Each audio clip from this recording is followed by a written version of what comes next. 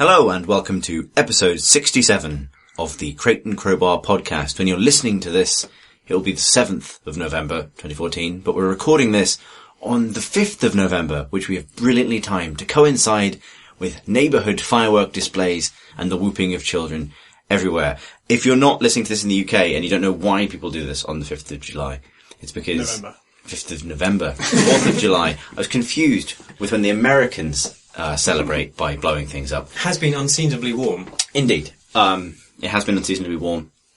But that's not why we're celebrating by blowing things up. The reason we're celebrating by blowing things up is because today marks the something anniversary of a time when a man attempted to blow up the Houses of Parliament. And today we explode things to either celebrate that he failed or that he nearly succeeded.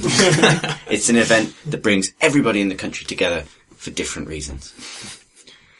But this is not the only seasonal event that has occurred this week, Graham. It's also Game Journalist Christmas. It is. Game Journalist Christmas. When we all get presents. In the form of indie games. Hundreds and hundreds and hundreds and hundreds of indie games. Though, like 12 fewer than last year. Which, keeping score. Fuck this. Yeah. Waste of our time. Getting precious about the many free things he receives is Graham's primary contribution to game journalism. No, game journalism Christmas is when we all become IGF judges at once. We should probably really see game journalist Christmas as a somber induction to a judging process that we're very lucky to be part of. No. But what it really is a big stack of indie games that we will be playing and judging over the course of the next couple of months. I've forgotten when it finishes. Sometime in December normally, I think, isn't it? I don't recall, but it's developers as well. It's like industry folk. Anyone who might have an informed opinion about video games. Yeah, and we're in the first phase of it. So we're the rabble that whittled down the 600 odd games to a smaller number by just recommending anything that we like the sound of. And then an actual group of more independent people choose the actual winners and finalists. We actually have no power at all. All we do is vote on things, and then those votes don't count towards anything. They're not ordered or ranked or anything. It's just that the people who actually make decisions can see the votes, and therefore will notice if something gets a lot and pay attention to it, but they might just hate it and disregard it anyway. It's actually one of my favourite things about this. It's not just being able to download and play all the games, but it's seeing all these indie designers discuss other indie designers' games behind their back. And so just really long, lengthy discussions. I remember when Minecraft was in the competition about whether it should win the IGF or whether it was essentially too popular to win the IGF. And you just had some of the most famous indie designers around all arguing with each other and bickering. There is always... for any given indie darling that you've ever seen lauded and seemingly adored by the whole indie community, the IGF comments thread on it is always a completely different story. there's always one person who's kind of sick of how much praise it's got, and they're like, I don't understand why everyone's so up on this game, and then they'll start it off, and then everyone who agrees with them comes out of the woodwork to say, yeah, it seems overrated, I don't get it, it's not funny. And then there follows a massive, you can set your watch by how long it takes for the people who like it to see this, and they're like, what? You're all wrong, it's incredible, it's genius. In many ways, Game Journalist Christmas is because it's two gifts. One is a lot of free games, or early access to games that we're excited about. The other side is this big box of potential drama and gossip, which we thrive on like vampires. It's like actual Christmas, Yeah. Everyone's families fight and fall out at Christmas. You nominate people for awards and then deal with the fallout when they do or don't get them. So in that private discussion that you have behind the developer's back, there's that.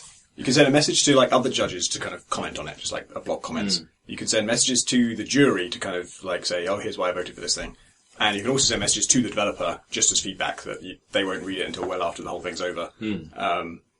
And so I always say, if I'm going to say anything bad at all, I say the same thing in all three boxes. So the thing I say publicly is also the thing I say to the developer, and it's also the thing I say to the judge.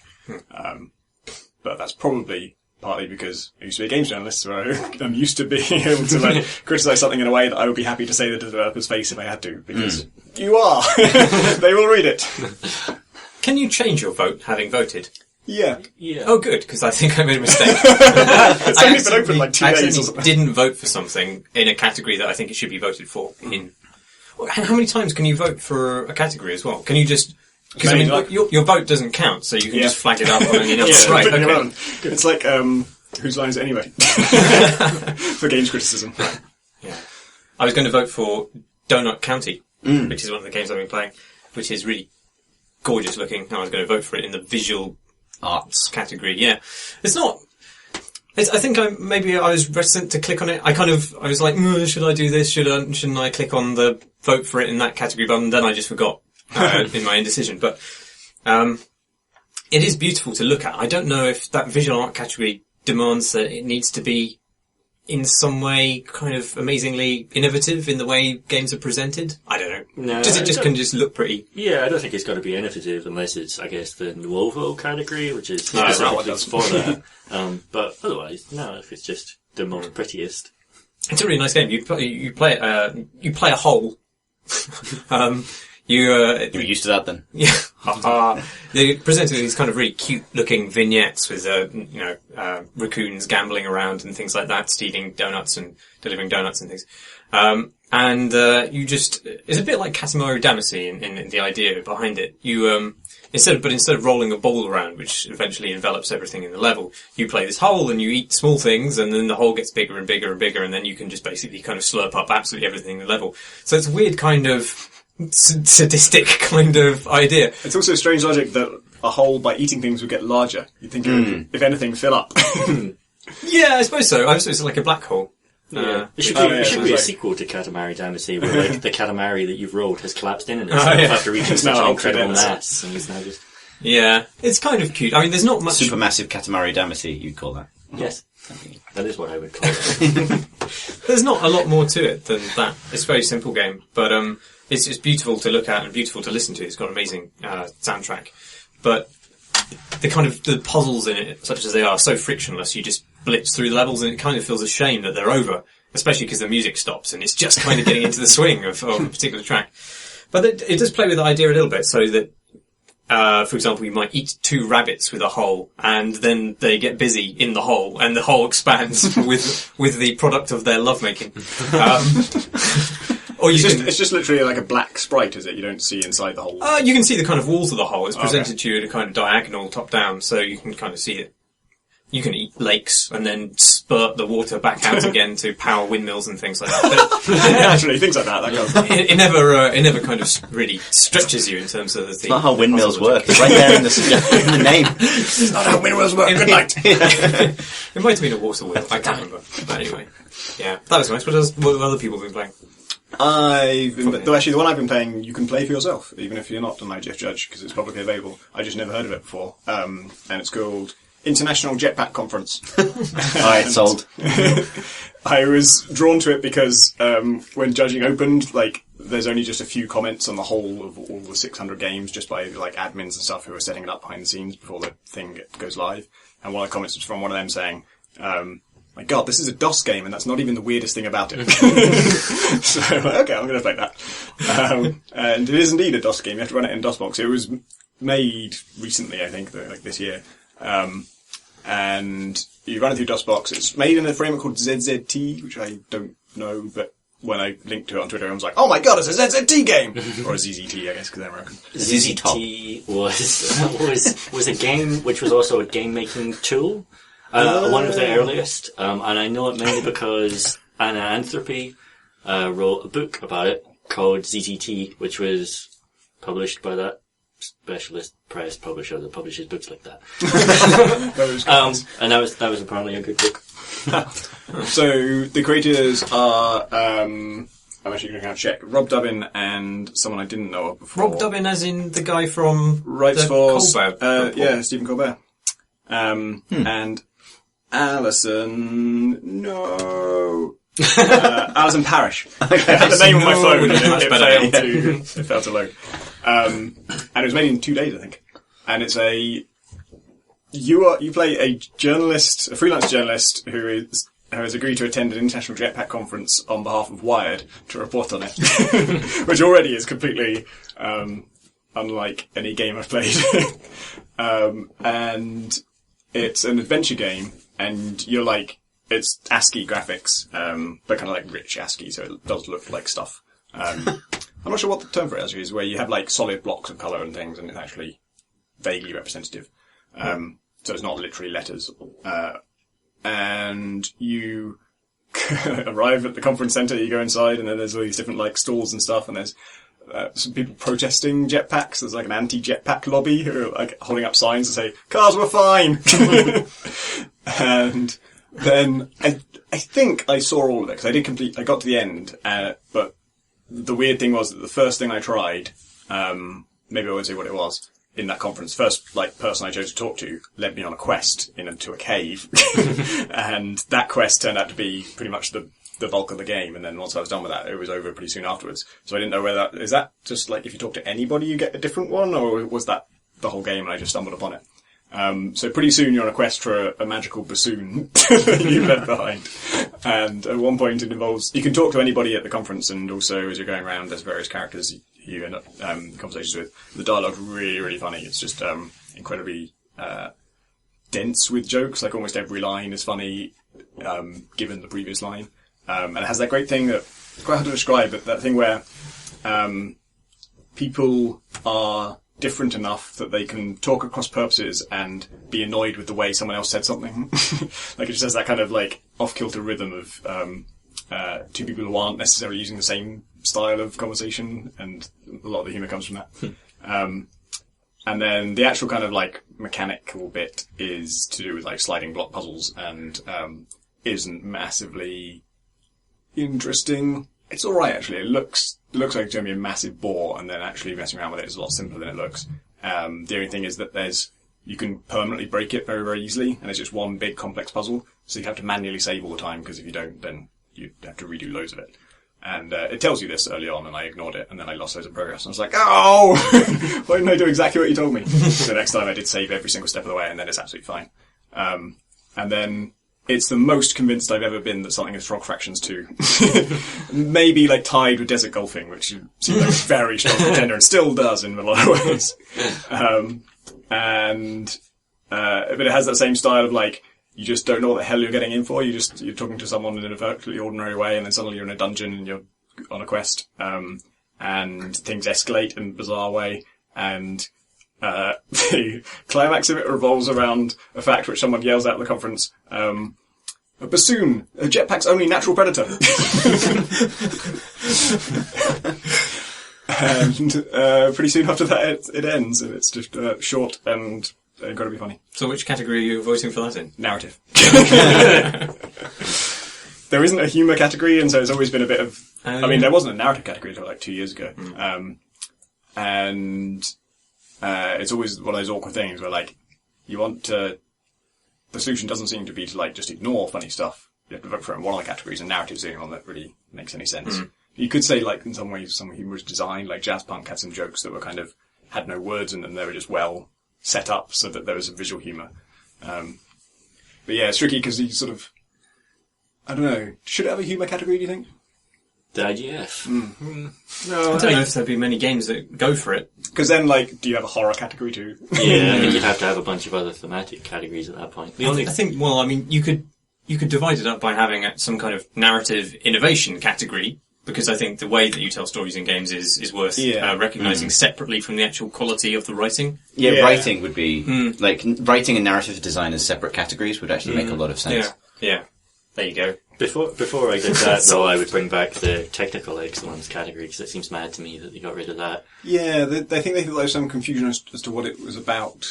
Maybe it's just games that are technically excellent, but you don't like them. Technically excellent. The worst kind of excellent. But I think... I don't know. I can't remember what they actually said about their decision to do that, but I assumed it was something to do with, like... moving past seeing them as kind of technological achievements. Like, I think they thought it was a relic from back in the day when if you made a good-looking indie game, that was like, what? How did you do that? That's incredible. No one can do that without a team AAA size. But these days, that's not necessarily difficult. Like, you make something awesome looking in Unity pretty quickly just through lighting effects and stuff. And they, I guess, felt like art covered that. But... yeah, I think, like, interesting technology is a thing. There's enough indie games which do incredible things with procedural generation, things that no game has done before with procedural generation, that it seems a shame that there's not a way to reward them for that. Yeah, even if it doesn't result in a, like, even if it doesn't necessarily make it the best game. Yeah, and it's especially indie games, which,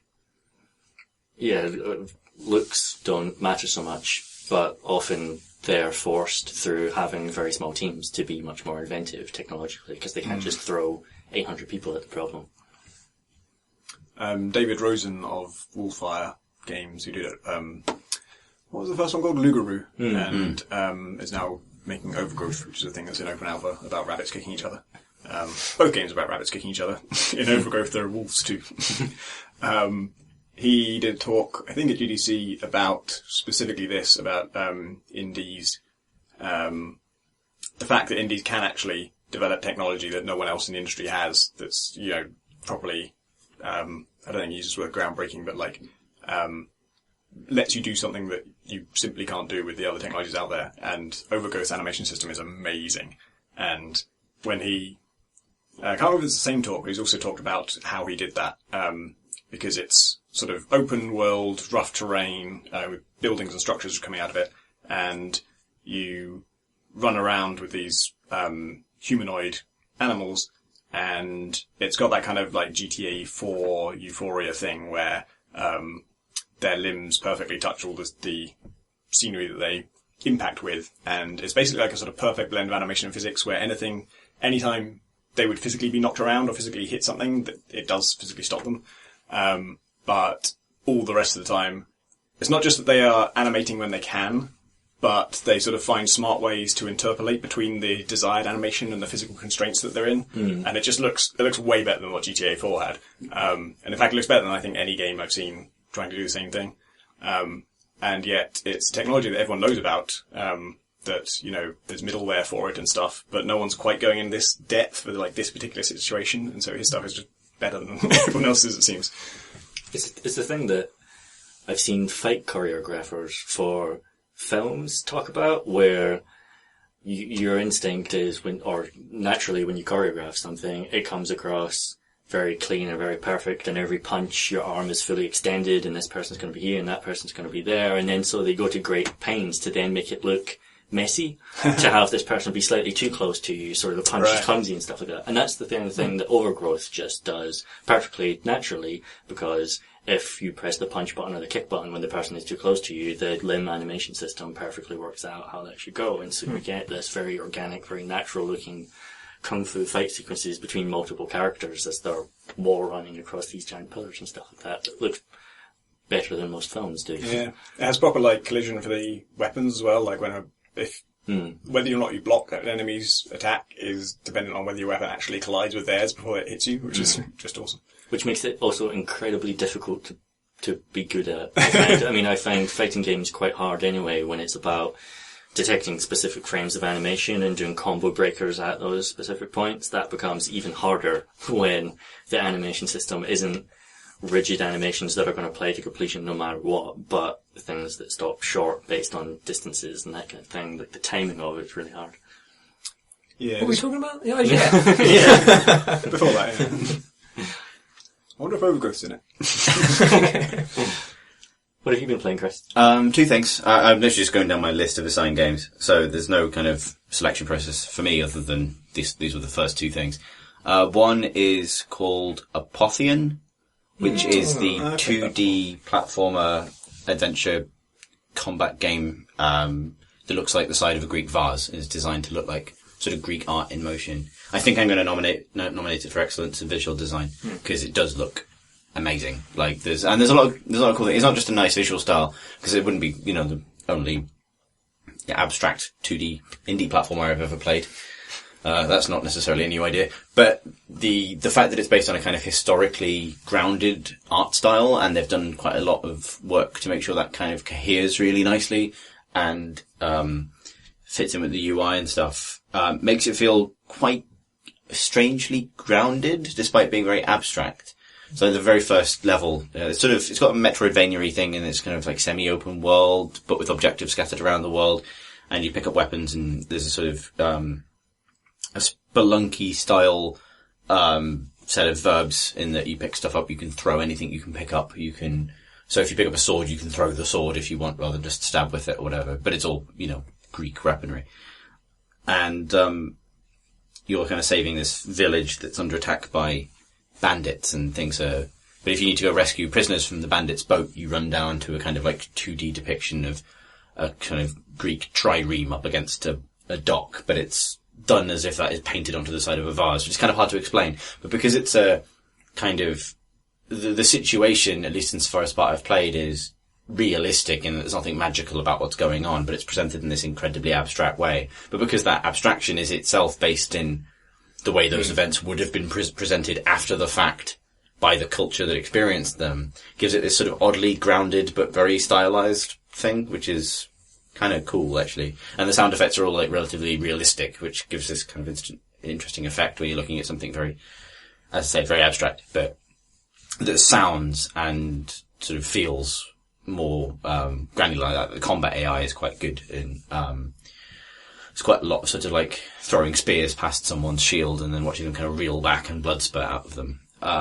That said, I do find the controls, at least with the mouse and keyboard, a bit clumsy, and the whole thing's got that floaty kind of platformery thing that Flash games sometimes have. I don't know quite what it is, whether it's like a collision detection thing or something that makes you not feel quite grounded. And likewise, in terms of the scope of what I've done in it so far, while everything has been quite well implemented, nothing has been particularly new feeling or groundbreaking, apart from the presentation of the thing. It's coming out, I think, on Steam and PS4 in January. Oh, really? I think it's been picked up for console release. And I think it has some of the signs that I usually associate with indie games like that are picked up for console release or release first through like the console services, where they've obviously had the budget to finish it off in a way that's really impressive. It's got voice acting and sort of, it's quite substantial. But it also feels rather safe in some ways. I mean, I've played maybe half an hour of it. I'm ready to give a verdict, but that was my feeling about it when I played it. I think last year or the year before on the IGF. I think I played it like 2 years ago. Yeah, but I assume it's come along since then. But yeah. There's certainly the floatiness was something that struck me. You feel like you're toying with a kind of shadow puppet marionette. I think that's just a result of the animation system that they're using, the fact they're using 2D things, but it gives everything a kind of weird springiness, which also means that you kind of don't feel like you're really interacting with things. It reminds me, when I started writing about games professionally, like the first maybe 4 or 5 games I was given to review were all games like that, pretty much. That or twin stick shooters. Like, I went through a period where all I did was review, like, indie games published on console download services. So like Microsoft Studios games or like the indie stuff that Ubisoft would pick up. And that included games like Capsized. Capsized is something I would compare it to. Capsized is better because Capsized has amazing guns. But it has the same kind of floatiness and that occasional, it's something to do with the technology of games like that where you slightly clip through everything. And it does create that sense of a slight disconnect with the environment. Because your character's sort of constantly either behind a sprite or in front of the sprite that they're standing next to or whatever. Capsized or, there's one that's very similar actually that was about sort of switching dimensions. It was like a cross between a platformer and Ikaruga, and I've forgotten totally what it was called. Outland, I think it's called. Yes, yeah. It's got a bit of that to it as well. All those games sort of a kind to me. But it's, for that reason I kind of feel like I know what to expect from it, but it does look really, really nice. And, I think it deserves a nod for just looking super rad. What's the other one? The other one is An Appointment with Fear. Where Fear is an acronym, but it's not the same acronym as in the game Fear. Hello, is that Fear? Yeah, I'd like to make an appointment, please. Wednesday at 10 is fine, thank you. Yeah. Actually, you joke, that's pretty much kind of what it's about. Sort of. So, it is a fighting fantasy game, as in the Choose Your Own Adventure book games. It's somewhere between that, and it's got a little bit of Mask to it. Game we love to talk about on the podcast, Mask. And it's partly randomized, which is cool. And so the setup is, it's sort of, generic superhero pastiche. And I mean that in the fond way. It's in the same way that, City of Heroes was very much the same thing. Where something's set in a sort of superhero world where you understand everything you need to know about it because you've watched any superhero thing or read any superhero thing ever. In the beginning, and it's all sort of choose your own, just clicking on options. It is entirely a choose your own adventure book, basically. At the beginning, you pick your gender, and you get taken through a sort of like quick kind of slideshow of your character's early life. while you're asked these questions. That's kind of the format for the entire game. It's a mixture of comic art and text description and questions that you're asked. And you pick your gender, and then you pick the powers that manifest when you're a teenager. And the powers, that's a fixed set, and they all affect things about the game. So you have flight and super strength, or energy blasts, or incredible intelligence that allows you to make gadgets, or you can be psychic. And those are your kind of lot. And then, you choose what your character looks like, based on whether you're male or female. So you basically change your head and then the coloring of your costume. The superhero art is technically good, but it's not the strongest suit. It's a bit Rob Liefeld-y or like 90s comic booky, but it suits the purpose of the game. And then you pick your name, which is randomly generated, but you can pick, like, it says, which one of these is your name? And you can keep picking to generate new ones. And it is consciously supposed to be funny. Like, it just throws up, combinations of words that sometimes you'll get a serious one, like the dragon, but like, I got double doctor, which I like. I played one run as a character called Professor Truthiness. There's some really good ones, like, and it just, Disappointing Wasp might be one of them, or you can pick a character name, and then you got that, and you're dumped into Titan City, which is the Manhattan analog that you protect. And you're told that an evil organization called Fear will have a top secret meeting in like 4 days. But you've got to find out when it is, where it is, and on which day it actually is happening. And you do this by going about your day-to-day life in the city as a choose-your-own-adventure. So you can go to your job at the newspaper, obviously, and everything there's just Marvel and DC references everywhere. So your boss at the newspaper is called Jonah White, which is a cross between J. Jonah Jameson and Perry White from Superman, who are basically the same character anyway. Those stuff like that. But, the fact that this meeting's going to happen is fixed, but when it happens changes. The 3 main villains are fixed. Or sorry, 4 main villains are fixed. But, when you first leave your house, and you have different options, like what you do in the morning and stuff like that, you get given like a random clue. You have a crime watch that beeps to tell you about crime. And your crime watch at the beginning will give you a random clue about a random villain. That's one of the things that changes. And, clues are basically items actually that you don't really have an inventory, but you have an inventory of clues that you've picked up as you've walked around and do things. And I'm still picking at it, cause I did, one run where I followed my nose and just kind of completely went off one direction, and I've seen some of the same events from different angles and found some of the same clues in different ways by going in different threads through the thing. So I think some plot events and some things that happen are fixed and they're designed for you to learn what happens if you go and do those things. And others, like specifically which villains are involved and what you learn about them, differ. And that is quite complicated. Like, there's lots of different variables. For example, you do fight supervillains, and when you defeat the supervillains, you often have opportunity. They'll often say, we'll give you some information if you let me go. And then you can give them information. You can take the information and then arrest them anyway, or kill them. And that seems to affect how future supervillains relate to you. So if you keep betraying them, or like not sticking to the deal, that deal stops working. But you get clues in that way. And some of the clues are useless to you because they're about different villains than the ones you're actually trying to track down. And sometimes you'll find half of the information you need to actually suss out where stuff is. But what I like about it is that it trusts you to kind of piece together the information in a relatively smart way. So in one mission, I found out that someone was going to try and assassinate the president, and that the sniper would be on the top of a particular rooftop. And then the next day, I was given like a bunch of things to do with my day, which were like go to work, go to the fairground, or check out this presidential convoy that's coming through town. And by going to the presidential convoy, I then get the option, sometimes it pops up this thing saying use clues. And if you pick the right clue, then it unlocks an additional thing. So then I used the clue on the presidential convoy, there's going to be an assassination and the sniper's here. And then went and solved that and got a clue through that, and that led me off in a different direction.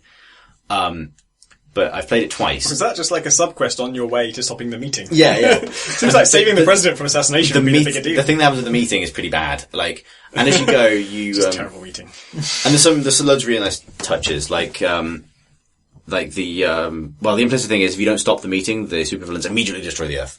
Wow. Yeah. Good. Like, this meeting's really important for them. And there's some really nice touches, so there's like some stats and combat but it's basically dice rolls, behind the scenes dice rolls. So sometimes it'll just be a full on skill check. Like, you chase a mugger and do you catch him? Skill check, yes or no. And that's quite arbitrary, obviously, so I think if you try and game the system too much, that could be quite frustrating. And then there's combat, where you pick easy, medium, or difficult moves, which do more or less damage, but may or may not work. So there's sort of a gambling aspect to it. But what the moves are actually described as is based on your choice of powers at the beginning, and then just random nouns. So, you know, I played like a super strong character the first time, and her like difficult move would always be, a action of a virtue of some kind. So like headbutt of justice, or like, bite of truth, or something like, to the enemies, and then random body part. So it would be like bite of truth to the eyes. And it does that, and then if it works, it gives you like sort of like it gives you like a damage report that takes into account the nouns that you've just used, like, or they'll say something like, "You bit my eyes," or whatever. How is this justice? And it doesn't really have to like, then I played a psychic character who is like, you know, force them to imagine marbles. In there. It's a mild attack, isn't it? It's like, force them to imagine marbles to the groin. It's like, and then the enemy imagines marbles to the groin for 6 damage. And so that is subconsciously kind of fun. The first time I played it, I won all of my fights, like, incredibly handily, and never really lost anything. A lot of, like, you know, karate chops of truth to the knee, or whatever. The kind of like slight odd disconnect with the language is actually really fun. But I had all of the clues for the, meeting, except where it was. I knew a day and I knew a time, but I had no idea where the fuck it was. And so it just goes, well, you've got to guess now, because you don't know. And the meeting's about to happen. So I just like went, is it in the city? And they're like, where are you going to go in the city? Like, I don't know. I was like, well, okay, go somewhere else then. So I went to the airport, wasn't in the airport. And it was this thing of like, then I got in a taxi to go to the military base, to try the military base. And on the way in the taxi, obviously passed over the time when the meeting happened. And then the Earth was destroyed by a laser. And, you gain hero points as you do the story. Not in this case, I would think. Well, no. Over the course of doing things in the story, you gain or lose hero points based on how you react to things. Like, in one case, I chased a mugger who actually turned out to not be a mugger, but to be a little boy. But because I had already, like, super punched the tin he was hiding behind away from him and terrified him, I lost hero points for almost killing a child. And at the end, your hero points is your score, basically, for a given run. But because I had completely failed to stop fear at the end of the thing, it would be like, so the meeting's happened, -6 hero points. And also the lasers have been activated, -6 hero points. And you just hemorrhage them until I end up with a score of 0. But the second time I played it, it went massively worse. That's the second time I played it was when I played... worse than the entire destruction of the Earth. Well, kind of, yeah. Like, I played as that's the destruction of the city, I guess.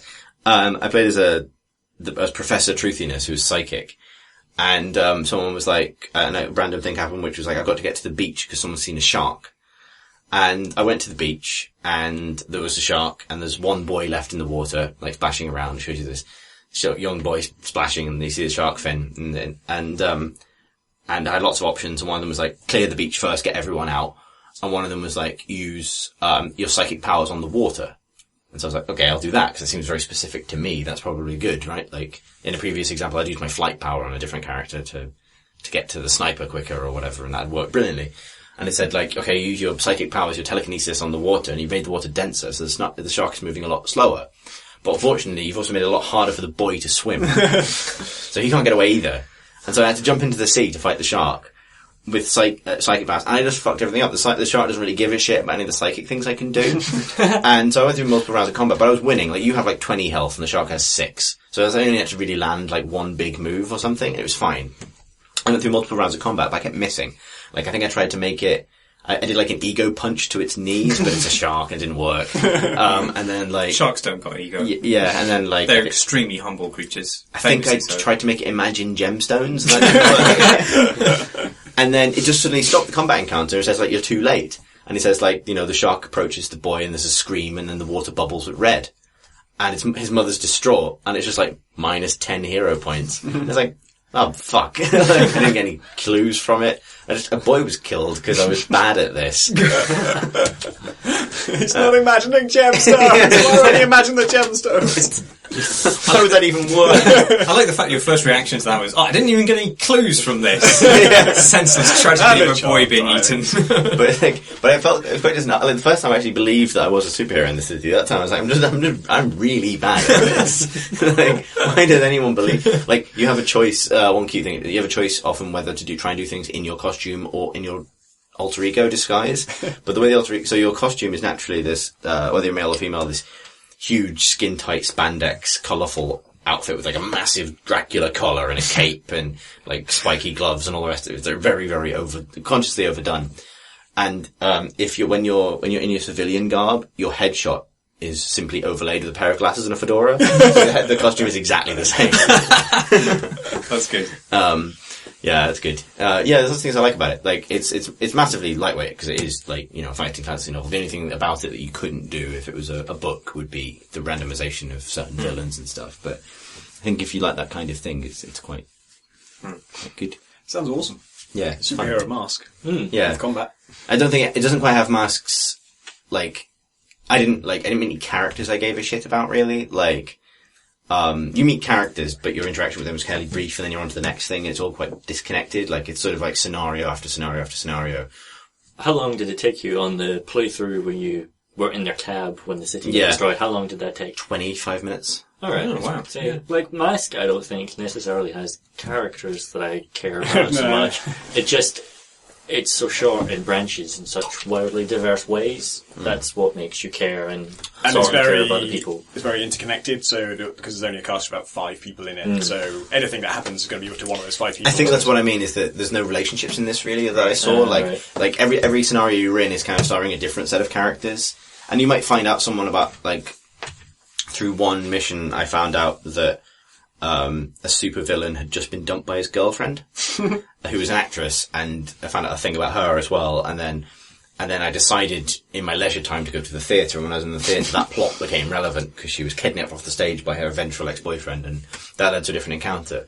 But, like, aside from, like, having someone introduced to you, and then resolving the situation, you don't then, it's not like you can change your relationship with someone substantially like you can in Mask. That's the thing that I think is probably interesting about Mask, is, like, can you make your wife happy again, or does she get killed, or, like, there's lots of kind of angles on that, whereas this is much more like a puzzle, I think, like, in terms of how do you get the right stuff together by the end of the game. But it is cool. I don't know if this is in IGF, but we should mention Mirror Isles. Oh yeah, cool. Yeah, a little web-based puzzle game by Alan Hazelden, who did Soccer Bond with Harry Lee.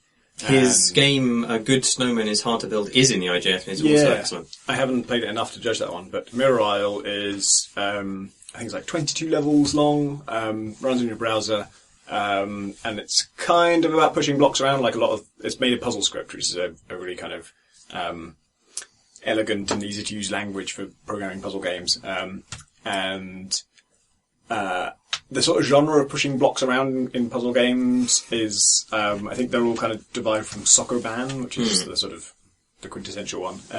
And Alan often makes games involving that. Soccer Bond is also about pushing molecules around. But usually I don't get on that well with them because I don't like the kind of claustrophobia of them. But this one is a bunch of islands, and things you're shoving around are crates and mirrors. And mirrors are always at like a 45-degree angle in one direction or another.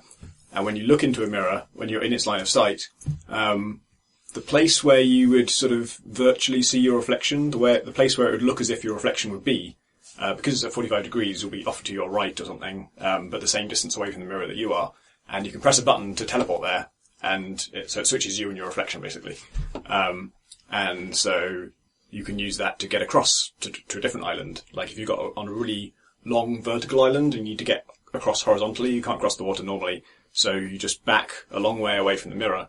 You could push the mirror all the way to the other end of the island if you wanted to, and walk a long way away from it, and then your reflection would appear a long way across the sea, and therefore on another island. Then you just press a button to teleport there, and so it's all about moving mirrors around and figuring out how to do that.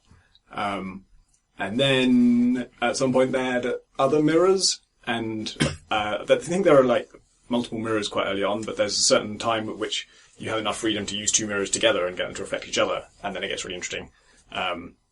And it's maybe because it's quite short, it never got boring for me. I was always really interested in the current puzzle I was on, even when I was totally stuck. It was always interesting to fix it, and then when I did finally solve it, the game would change enough the next level, or there would be few enough puzzles between the changes of it that it would always have something fresh for me.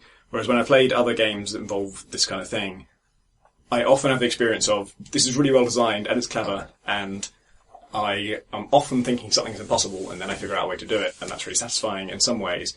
And then I just completely lose interest. I'm just like, yeah, it's clever, yeah, right, I get it. Like, things will seem impossible, and then I'll understand it. And I think, like... Games. Early on, when you first have that experience in a puzzle game, it feels like this is a fundamentally important, amazing thing. I've just learned something.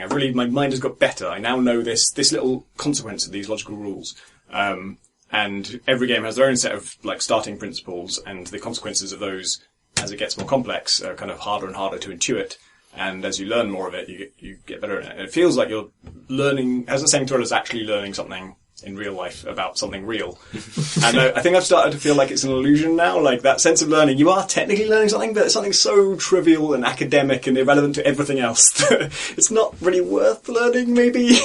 So when they adjust a series of puzzles like that, if it was just mirrors and just teleporting one guy to multiple islands again and again, I think I get bored of it. But it just changes the formula just a little bit every 5 to 10 levels. At one point, he clearly had, like, tried and failed to think of any reason why the formula should change, and so it just pops up the text box just saying, now crates can suddenly be reflected by mirrors. That's totally cool and not at all arbitrary. You just click OK, and then you play the next level. Yeah, that's great. Should we talk about cerebral puzzle game Call of Duty Advanced Warfare? Yes. That came out, didn't it? It did, yeah. I've been playing it a lot. I played 10 missions. Have you been shooting the men's? Yeah, I shot many men's. I'm liking it, which is rare for me. And yeah, that's a double for me in Call of Duty. You see, I watched your first playthrough of the first mission, Tom. Yeah, that's me liking a game. Yeah, but it was you repeatedly breaking a game and being frustrated by the way it was hamming you in and refusing to let you do things. You should have seen me play either of any of the previous games, which actually maybe you did if you were in the PC Gamer office when I What are the things in it that you're enjoying? So just all of the Call of Duty games that I've played of this, like since Modern Warfare. So Modern Warfare 1, Modern Warfare 2 and Black Ops are the 3 I've played until now. And all 3 of them and this one are incredibly similar. And they are all a sort of bullshit jingoistic international conspiracy plot that makes no sense and demonizes foreigners. And they are all roller coaster rides where you're not allowed to go off course at all. They are all primarily 90% about ducking behind a crate and then other people duck behind their crates and then you try and like shoot that little bit of them that's still sticking out slightly because they don't really know how to take cover properly. Or primarily in the previous games trying to spot them because it's fucking difficult to even see where they are or see who your friends are and who your enemies are. And that is all of which are absolutely true of Advanced Warfare. And the difference is that, like, the scripted scenes and the sort of set pieces, like everything is a set piece. It's all, every level they change what your abilities are, they change what you're trying to do, they change the rules in really bullshit, stupid ways. You say, no, this time you can't jump in this particular way, and this time that ability you used before doesn't work here, and we've decided you're not allowed to kill that guy, that will just fail the mission. And if you do this in this other way, that won't work. There's a stealth mission where if you're sneaking up behind a guy and they're always saying to follow an NPC. That's true in all of these games. And you can't open doors. Only the NPCs can open doors. Or now in this one, you can open doors because you can even punch them down. They obviously wanted this as like punching doors down would be a great ability. And when I saw that in the trailer, I was like, a Call of Duty game where you can open doors of your own free will? No, fuck off. Sure enough, you can't do it until NPCs tell you to do it. Like, they literally have to wait for an NPC to get to the door to tell you to open it, and then you can open it. And it's like, for fuck's sake! You're not getting to the point where you like this. Yeah, so these are things they all have in common. But previously, I mean, Modern Warfare 1's alright. Had some really impressive set pieces. And it was the first time they'd done it. So like, all the wow and the spectacle was fresh. And it was like, wow, that's actually quite cool. But super frustrating at many times. And Modern Warfare 2 was worse, but it had a cool co-op mode. Black Ops was just bad, basically. And it was all those things, it was the worst of all the things that didn't work. It was, all the scripting was just generally broken. Like, there was certain, they're all about trying to guess what the designer wanted you to do. And in Black Ops, sometimes I just couldn't. I just didn't know what they wanted me to do. I'd try it 7 different ways, and it would just insta-kill me every single thing I tried. And the difference with Advanced Warfare is that doesn't happen, really. Like, all the script sequences... Well, so, not in your playthrough. I've had a bit with a truck that insta-killed me like 3 different ways for some reason. But all the others have just gone pretty well for me, and it just hasn't been difficult. There haven't been scenes where, like, if the enemies are flooding in, then those scenes don't seem to last as long. I remember in Modern Warfare, I would just be like shooting them forever and then realize, oh, this is one of the infinite ones. And then other times when they're flooding in, you have to wait and kill them all. If you run forwards, it will kill you. So basically all the bullshit stuff has just got slightly better. And the main thing is that, it's no longer just about firing an M4. It's like, it's actually got game mechanics. It's got fun toys to play with. It's got abilities I can use that are enjoyable to use. Like firing an assault rifle. I think there's obviously quite a large number of people for whom that is just inherently pleasurable. They just love it. They're just like, this is a real assault rifle. It's like being a real soldier and I'm actually shooting that man and he's dying. This is great. And I'm fine with it. It doesn't like actively irritate me, but I don't get anything from it. It doesn't give me any extra pleasure beyond the actual game mechanics of it. So I get very bored of those in Call of Duty games. And this time I've got a fucking magical riot shield. I can double jump. I can hover. I've got like a grappling hook I can use sometimes, but only sometimes. I've got 6 different kinds of grenades that all do different things. See, like, this argument that you're making right now is the argument I made for Modern Warfare 3. And I made it on the pod in our most drunken episode. I don't remember that one, strangely. Yeah, I know you don't. Which one was that? The one with the broken laptop. Okay, yeah. The one just after New Year's, yeah. Yeah, and so... You know, the evening you spent consoling me in the kitchen, drunkenly. Oh, yeah. What do we do? I felt like they fixed most of those problems with previous Modern Warfare games of like exactly that thing of not knowing whether you should advance at this point or whether there's a certain number of waves you have to kill and all that sort of stuff. And I started to think of the game not as a first-person shooter, but as almost like a railgun, light gun rail shooter. Like the fact that you can move your legs a bit doesn't actually matter. It's a game about pressing one button to duck up in and out, cover, press another to reload, another to fire, and that's it. That's the game. But you can move side to side. But time crisis doesn't make you guess about what's expected of you. It tells you. But that's what Modern Warfare 3 did really well, is that it was really good at telegraphing what was expected of you at any given point. And I enjoyed it because it just suddenly... I could relax, and it was just a kind of light, silly romp, and it didn't have the worst of the jingoism of Black Ops, and it didn't have as much of the baiting controversy stuff as Modern Warfare 2, although there was a little bit of that kind of thing. Whereas I feel with Advanced Warfare, that stuff's still true. So they're still good at that stuff. But all the new toys just frustrate the heck out of me and stop me from being able to treat it like that very simple rail shooter thing. Even the floaty boots where you can descend very, very slowly to no great effect? Honestly, after that first or second mission, I don't think I ever used that ever again. I don't even know. It tells you when you need to use them. It tells you when you need to use them. And that's the only time you'll ever need to use them. But so I actually really enjoyed using those, like, when I didn't have to. Like, I would get on top of a chair and I'd jump off the chair and I'd float down, and they let you float down it takes about 10 seconds to descend 1 meter. And all my friends are like taking it seriously and like stacking up against the door and throwing flashbangs and stuff, and I'm just going, I can fall much slower than you guys. I think I can only enjoy Call of Duty if I can treat it as something incredibly simple and dumb, and this feels like it's kind of pretending to offer something more complicated and then not. So, like, I really love that you can double jump, and I really love that you can double jump and then in the air double tap forward, and you do like that kind of dash that your exoskeleton can do. And then you can do the slow fall. And that's always really fun. But it never demands it for you, and the game's levels aren't designed for it. It's not, well, it's that, but it's also just that I try and do it, and it's like, oh no, I can't do that on this mission. In fact, I can't actually get up on shin-high walls in this mission, because no, I just can't jump up there. I must say, those Jetboats, I loved them when I had them, but they have not returned. They take them away after like mission 2, and then they've never come back. And they keep giving you other things that sound like them, like, oh, you got the double jump thing, but that's a separate device apparently. And you get other mobility tools, but none of them are the jet boots again. It's never clear, like there's like a loading screen little video that shows for 4 seconds and tells you, you've Yeah. got these 4 abilities. It doesn't explain what they are. And then there's no way to access that again during mid-mission, so they I don't know what my falsely- powers are. They falsely tell you in the training sequence that, there's 2 types of exosuits, and one has these 3 abilities, and one has these 3 abilities. And they just break that rule again and again and again. They keep telling you you're the specialist, you're the specialist, you're the specialist. And you realise, this is 6 different kinds of specialists. You're giving me completely different sets of tools. Every time I try and use something. having mobility tools if there aren't places for you to go in the level. Like, I mean, Titanfall is the game that I thought they were going to be making, which is a game where you have all these mobility tools and the levels are designed for you to exploit those. And there's none of that in this. It's just an ordinary Call of Duty level, and you can double jump and it'll tell you when you need to do that. But there's no point double jumping anywhere else because there's fuck all you can do.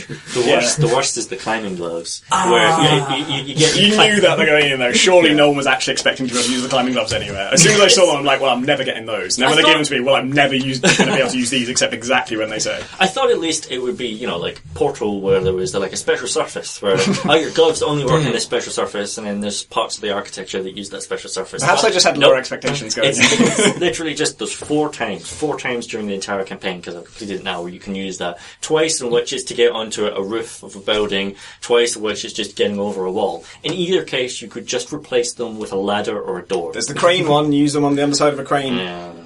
What about the Frogger section? The Frogger section is great! Oh, I'm going to push you into traffic. Just because There's it's a Frogger. Frogger section. There's As the only person who hasn't played this. There's a busy freeway, and your company characters will keep on saying, Mitchell, get across the road! Mitchell, get across the road! Mitchell, get across the road! Until you get across the road. The road's busy. No cars ever slow down for you. You've just got to get across the road. It's a Frogger. It's Frogger. It's fucking Frogger. Yeah, well, there's people shooting you at the other side. It's rubbish. And then you get across Battle there. Frogger. And then it escalates by making you jump in scripted points between vehicles. Oh, when you're on top of them, it's when fucking you're on top of awful, them. yeah. The buses that you're on top of, randomly, scriptedly, will periodically slow down, and at that point you've got to jump to another bus, but it doesn't telegraph you that in any way, and if you're not looking at the bus, it won't tell you that you've got to jump, and then it will suddenly fail you, because you weren't looking at the bus, which, The jumps are totally Look at the bus, scripted Mitchell. as well. Back the fuck up. Where does this take place? New Baghdad. Okay. Is it? I thought it was in Africa. Really? Oh, I may have confused that. No, I'm pretty sure that's the Baghdad one. Okay. Oh, is it? Okay. So it's in Okay. Foreignistan, Yeah. away whatever. land, Yes. and so the people in driving these cars, are They they don't humans? care. Yeah, you shoot through the traffic all the time. None of them get hurt. It's fine to shoot through traffic. That's cool. But also Fuck's sake. in terms of scripted moments breaking horribly for me, that repeatedly failed me because even though the prompts I was pressing the prompts too early for the game to recognise that I was pressing them. A button would appear and I'd press A to jump because it was telling me to press A. I was using the control pad, and I would just hop as you would normally do, and I'd just jump into my death. Oh, that sucks. Constant nonsense like that. It's just, what's the fucking point? What's the fucking It point of playing changes up this? as well, because sometimes you have to push or move something heavy, and sometimes it's tap F, sometimes it's hold F, and often when it says hold F, it actually means press F once. And sometimes you just use the directional keys to push in the direction you want to move the thing. And so I'm like, I don't know which of the 3 different control methods. And also on PC, it's badly ported. So if you're using keyboard and mouse, it will say, while sprinting, press unbound to slide. And you go into the control menu, and there are 6 different things that are currently unbound. Which one of them do you use? Well, you've just got to try every one of them. So I just sat there. You assign them to the repeatedly. numbers 1 to 6, and then the next time it comes up, you're about to identify it. Simple enough. It's a game mechanic. It's a puzzle. But the thing is, even when I found the correct one, the message still said, while sprinting, press unbound. And it's like, no, I've worked it out. Look, this button does it. I did my first experience of this game. Like I said, I didn't have high hopes, and I went into it. You're in like a sort of semi-ruined building, and then you run along like one corridor. You shoot like 3 dudes, and then you have to jump down a big hole in the building, basically, like jump off a balcony and fall down like 12 stories. And there's an ability you have to slow your fall. But it tells you to press F to do it, and it also saves just after you jump. So when you're sort of mid-air, it saves then. And I pressed F and nothing happened, and I fell to my death and respawned. It automatically respawns you to that save game. Doesn't even wait for you to press the button or anything. Oh. And the tooltip is still saying press F. Turns out that just before that, the first time, it said press 4. You have to press 4 first, and then that enables the press F ability. And it doesn't give you that tooltip after the save, so every time it reloads, it just says press F, and F doesn't work, and I try reassigning it to other buttons. And so I died like 25 times in this one thing. Like, Jesus Christ, I've been in this game like 1 minute, I've completely broken it. Why are you so happy about this? Then I figured it out, and I was like, whoa, I got Jetboots! What's great is that later on there's a point where you have to drop down a hole down like 12 stories, and you need to slow your descent. Doesn't use the boots. You hold left and right mouse button in order to put your hands and feet against the walls on either side. That's how they do it. It's like, you created a whole tool. Fucking spent millions developing technology within the world of this game in order to be able to do this exact thing. But I don't have it in this instance. What, 3 times when you have to slow your descent in the game? The only dynamic innovations are the grenades, and they are kind of cool. Like, you have grenades and you can cycle through the effect. You have kind of non-lethal set and you have a lethal set. Non-lethal set involve, there's like a threat detection grenade, which you throw and it highlights enemies. That's cool. There's an EMP, which is always, what's the other one for on the non-lethal? Flash. Okay, and then on the other side you have actual lethal grenades, and I guess they do other things as well, which I haven't discovered yet. But that's kind of like the only ability which is consistently with you throughout the game and is at your disposal when you choose to use it, and that seems to be like an improvement. But that is the improvement on previous chords. See, I'm just frustrated because I think there are other glimpses of a much better Call of Duty game that could have been. True. And there are 2 later missions which give you quite an open area and give you the grappling hook. Yeah. And you only get the grappling hook very occasionally, but it's by far the most fun tool in it. It just lets you pull yourself up to high ledges, exactly like ledges and stuff like that. Oh, cool. Yeah. Right. And you can use it against enemies similarly to Batman as well to pull them into you and that sort of stuff. And there's 2 missions, one of which is set in this kind of big compound mansion where you just have a point on the other side of it that you have to get to. And there are guards everywhere, and there's guests everywhere, and there's drones flying around, and you have to stay in the bushes and move between rooftops and pick a path across to do that. They had a stealth meter for that mission as well. Like, all this stuff that I was so annoyed at being scripted, like the grappling hook, you've used it before then, but you can only use it when it tells you to press F, and you can only use it in these situations, and then do stealth missions, and it's completely scripted as to whether people will actually respond to what you do and that kind of thing. And then this time, like, you can use the grappling hook on any surface that it makes sense to, and they add a stealth meter, and it becomes a proper stealth game where you can actually judge people's awareness, and you know how close they are to detecting you. There was a cool point in that where I used the grappling hook to cross a driveway, and I clipped one of the cars as I flew across, and the car alarm went off. One of the drones came over to investigate. Like, all of a sudden, Call of Duty was systemic. My God. And there's another mission which is similar, but it's not stealth. You're just in a kind of 3 or 4 city streets in New Baghdad, I think, and there's 3 or 4 turrets that you have to take down. And similarly, you've got the grappling hook, and you can use that to take the turrets down in any order and pull yourself between the rooftops. It feels like if Crysis was a game where designers sat down and said, how do we give people who play games the freedom and power of being a soldier with a super suit? It feels like Call of Duty is people sat down and said, how do we make a Call of Duty game that approximates the feeling of playing Crysis? And it's just a game that is 6 years old. You don't have to be Call of Duty. Really good mocap, though. Advanced Warfare. Really good. I did see some very impressive cutscenes. They are so really nice. Kevin Spacey looks incredibly it looks like incredibly detailed waxwork. He looks like exactly like Kevin Spacey in a screenshot. And then when he tries to talk, it's okay when he's not saying anything emotional, but they intentionally am getting really angry because they got an actor. So let's have him act. But the face can't act. The face can't crease. It can't do anything emotive at all. Weird sad eyes in certain scenes. Because, I don't know why. You're totally right about Kevin Spacey, but Gideon he's one of your buddies on the mission. I don't know who he's played by, but he's very expressive. and convincingly so throughout. I don't exactly know whether they've just used a different capture technique. It doesn't look like they have, but there's something more alive about him than Kevin Spacey. Maybe that's true in reality, who knows? There's a distinction as well between the quality of the animation in the cutscenes and in the actual game. And in the actual game, it's not quite as bad as L.A. Noire, but it has a little bit of, they've cut off Kevin Spacey's face and pasted it onto a creepy, weird polygonal mannequin man. How bad is it for you loading? It loads during the cutscenes, and it never loads before the cutscene's done, so you can never skip a cutscene. I was wondering if that's and just it breaks my the cutscenes. PC. Like, yeah, the audio goes out of sync. is a second out of sync or something. Yeah, And I can't record, so I'm putting this all on my YouTube channel as I play, but I can't record the cutscenes at all because it not only do they go out of sync, but it also stammers to the point where you can't understand what they're saying at all, so it's useless to me and also to the video. Oh, weird. But yeah, the thing of like, we can load the levels while the cutscene plays. No, you just can't. You haven't got that technology. You didn't make it work. They take 3 times as long as the cutscenes. Which is weird, because they don't... I mean, they look... I think the technology, they've done a good job. The levels look pretty cool, I guess, on the whole. You can see the parts where they've been stuck together with sellotape, but on the whole, they look pretty good. And yet, I don't understand quite why they take so long to load, really. The other thing I forgot to mention, the biggest frustration solver for me in this versus other Call of Duties is, maybe this wasn't some of the other Call of Duties, but I never found it.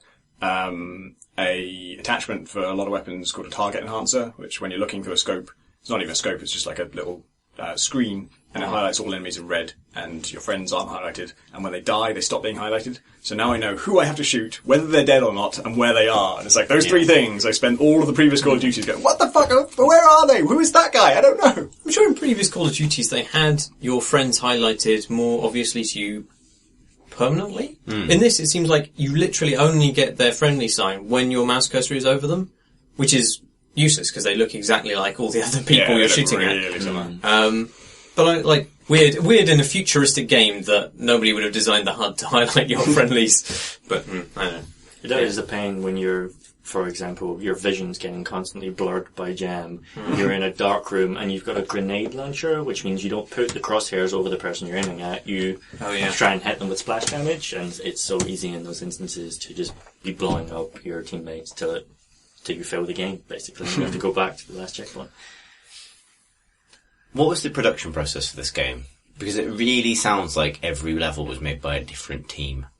It was made by Sledgehammer Games. They spent 3 years working on it. And Raven. And Raven, who always do UI stuff and multiplayer map stuff for, I think, every Call of Duty game. I think there was a third studio that pitched in a bit as well. But I mean, that kind of really disconnected single-player design thing is traditionally been a hallmark of delegated level design, where people break off parts of the game and say, this is what needs to happen, make this. I think it's just Call of Duty. I think Call of Duty now has... It's dog shit, that's why. Well, no, Call of Duty Modern Warfare had a bunch of different set pieces and took you all over the world, and that set a trend of, we're going to go globe-trotting, and on this mission you're going to be controlling an AC-130, and in this mission you're going to be in a ghillie suit in Chernobyl, and in this mission you're going to be, a foot soldier running through, and there's going to be a nuclear blast and all that sort of stuff, and they've just become more so. So in this, literally, you will spend 10 minutes on foot, and then 10 minutes in a boat that can dive underwater, and then more on foot, and then now you're a fighter jet pilot for some reason, and now you've got hoverbike for a bit, and then they just hop from thing to thing to thing. I'm sure it does make it easier to separate it into separate teams, but as far as I know, the single player campaign was entirely made by Sledgehammer. No, fair enough. It does really sound shit, though. Yeah, well, I have a reason for that. I like it for the reasons that I like Modern Warfare 3. And it's trying to be a better game than Modern Warfare 3, but the ways in which it tries to be a better game just frustrate me that it's not Call of Duty, that it's still hamstrung. I suppose I get a little bit frustrated with the line of argument that says that, but it's trying not to be as bad as it is, because it is also, one of the most commercially successful human entertainment properties of all time. This is why I'm so baffled that it's so often shoddy. That's what I mean. Previously and in this one, just scripted sequences just break. They just don't work. They just haven't been thought through properly. It's because the development cycle is so tight, and they're asking people to do things which aren't systemic anyway, that need to be kind of just canned and mocapped and all these other things and orchestrated in ways which games just aren't very good at. It doesn't make any sense to me. Who's the target audience for Call of Duty now? Mountain Dew drinkers? But that's, the marketing around it. I'm not totally convinced that person exists, really. Not in the pure form that they think it does. Someone's buying it. Lots of people are buying it, but I don't... Who are you? Because, the argument for making it really linear and tightly controlled and stuff is that it's simpler than an open world game, and so it's going to appeal to a more mainstream audience. But that doesn't prove true when Grand Theft Auto 5 sells more copies than it, and is grossly complex and vast and There is open. And Ubisoft make open world games of massive scale on a yearly schedule. Assassin's Creed is too complex for me to play most of the time. They make more than one a year of that now. Yeah. So why is Call of Duty shit? I think that there's something, like, the thing it reminds me of, more than anything else, is the Transformers films. Like, creatively. Like, I'm not saying, like, I mean, obviously Call of Duty kind of wants to be a film as well, but I'm not It saying... wants to be a Michael Bay film as well. Yeah. I think that's a really good intertext for it. Like, and I this is sort of an aside, but I think it's relevant. Like, I watched, out of a morbid curiosity, I had a lot of time on planes this week. I went to Taipei, and I watched Transformers 4. Because I had time to kill and there wasn't enough films I hadn't seen. Were you on some, like, sleep-inducing drugs at this point where you made that choice? No, I genuinely sort of felt like... Well, I thought I'd watch the start of it, and I would sort of just see how awful it was. So this is the Schadenfreude of the thing, right? I ended up watching the entire thing. It was like a 13-hour flight, and I had a to kill. But the thing... I mean, the film is dreck, and the creative process behind it reprehensible, its objectives, themes, characters, and message, awful. But on the plus side, the thing that stuck out to me as interesting is that film has nothing but contempt for its audience. Like, it almost wishes its audience wasn't there, to an extent. Because any critical mind would loathe what they were being presented. And honestly, I don't think that the person exists that would be swayed by the product placement in that film, for example. You know, the bit where, on 2 separate occasions, the hero reluctantly picks up a Bud Light and cracks it open on a recently exploded car. Like, you know... Does that actually happen? Yes, it does. The moment where the villain, having discovered the secrets of the material that Transformers are made out of, forces this amorphous CGI material to briefly turn into a beat pill, a popular portable entertainment system, and then shows this very prominently to the camera, says the full name of the project, and then turns it into a gun. Like, it's an advert, and it's not just an advert for a toy line, which is what you'd more expect. It's an advert for its sponsors, right? It's just this sort of notion, like, every entertainment is an accident in that film, right? Like, the notion that you might be entertained by this action film is secondary to it, to selling you some products, to generating revenue, right? Like, you just sort of fucking latched to someone else's business model in the most dehumanizing way, right? Like, but Transformers has the excuse that its audience is meant to be people who are experiencing film for pretty much the first time in their lives. No. Whereas Call of Duty is at least meant to be for 18-year-olds. No, they're the same. It's the same fucking thing. Like, ostensibly, yes, but like, you know, the product placement tells you everything you need to know about the intended audience for that film. True, yeah. Like, it's cars, it's beer, it's hi-fis, and it's Xbox, noticeably in the original Transformers film, there was literally an Xbox that turned into a Transformer. Yeah.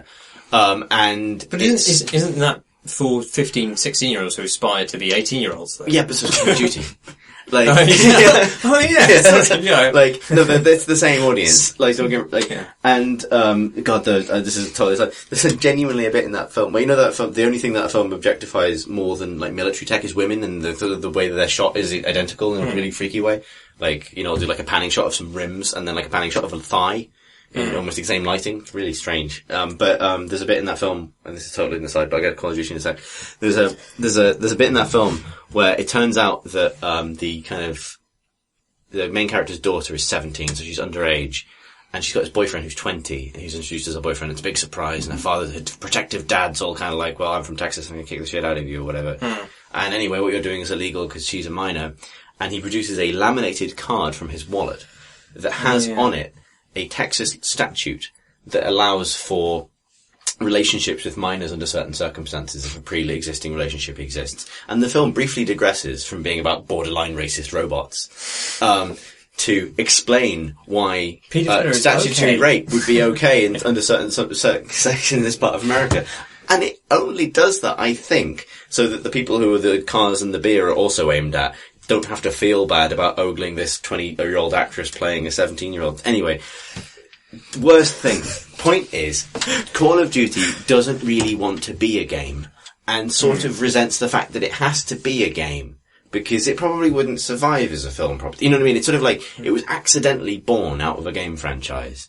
And it's not a game anymore, it's this sort of entertainment property that is sort of like rolled down the hill into the hungry waiting mouths of like, you know, humans presumably, once a year. And there's no, like, there's the notion that it should adhere to any of the standards or, you know, even conceptual notions of what constitutes a game has sort of slowly chipped away from it until it, as you say, it's either a light gun game which you can kind of go like, oh, it's just a little bit of Call of Duty, it's fine. Or it's a disastrously subpar thing at what it tries to be. Mm-hmm. It feels like it's taken a razor to better games and is now wearing them like some sort of strange cobbled together game suit. Yeah, it's... Like it's called, like, trudging That's the like, real exosuit here. I'm a video game. Look. Yeah, which is, that's Transformers. Transformers says, I am a film. Down its face. Please pay money for me because you have been... you know, taught to expect value from this. Actually, I'm an advert. Like, without exasperating. Sorry, without spoiling the gripping plot that I'm deeply engaged in, at the end of. How does Ilona fare in terms of treatment as a female character? Because so far there hasn't been any terrible crimes. Like, she's just been treated like a person. Like, she's been treated as a person throughout. There is one scene that I didn't like, but it's not quite to do with her gender, where they just big up how cool she is. What specifically as regards interrogation of people, which plays on certain tropes of women, supposedly. But only very slightly. Otherwise, yeah, I know. That did suck. She's a good character, and she's in it consistently, and she's treated ably, and as all the male characters are. Isn't Ilona the name of the horse from Ocarina of Time? Yes, I think so. Oh, it's Epona. Sorry, never mind. I see. There's a thing.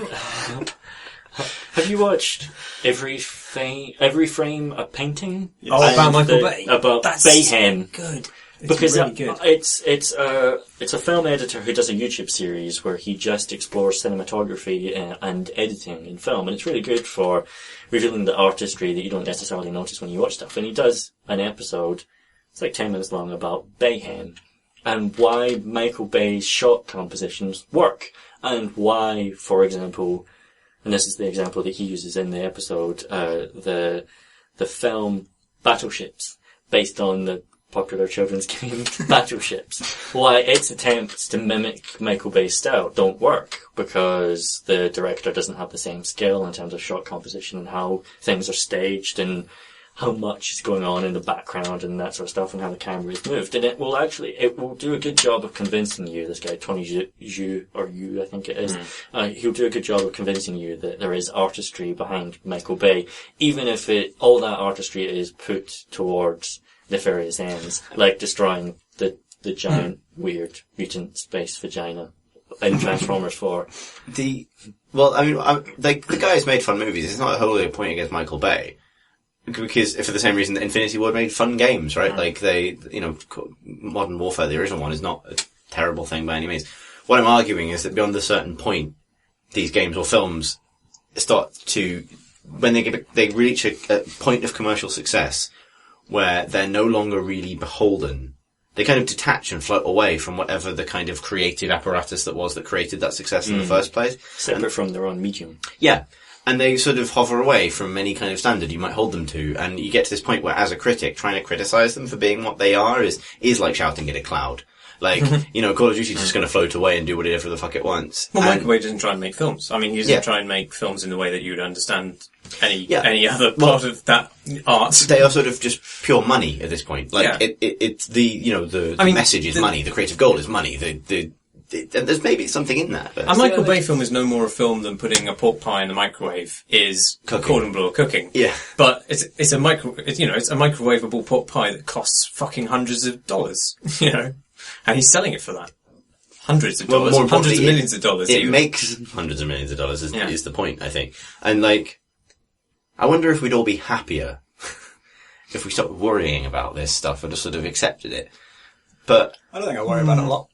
No, I don't worry about it. I just despise it. Yeah, I worry about it. Instinctive loathing. For me, it feels like the death of the creative process in a way. If that's the fate of something popular, is to just sort of stop being held to a standard. I don't know. I guess I don't worry about it from a commercial standpoint. I just worry about the values that it's spouting, because Call of Duty always has something unnerving to say about what it means to be a man, what it means to grieve, what the value what the value of your life is. And there's like just, you described the way that you can work out the target audience for Transformers based on this product placement. I think you can work out the potential audience for Call of Duty based on the fact that Kevin Spacey in that film is basically your dad. Like, his son dies, and that's his motivating factor.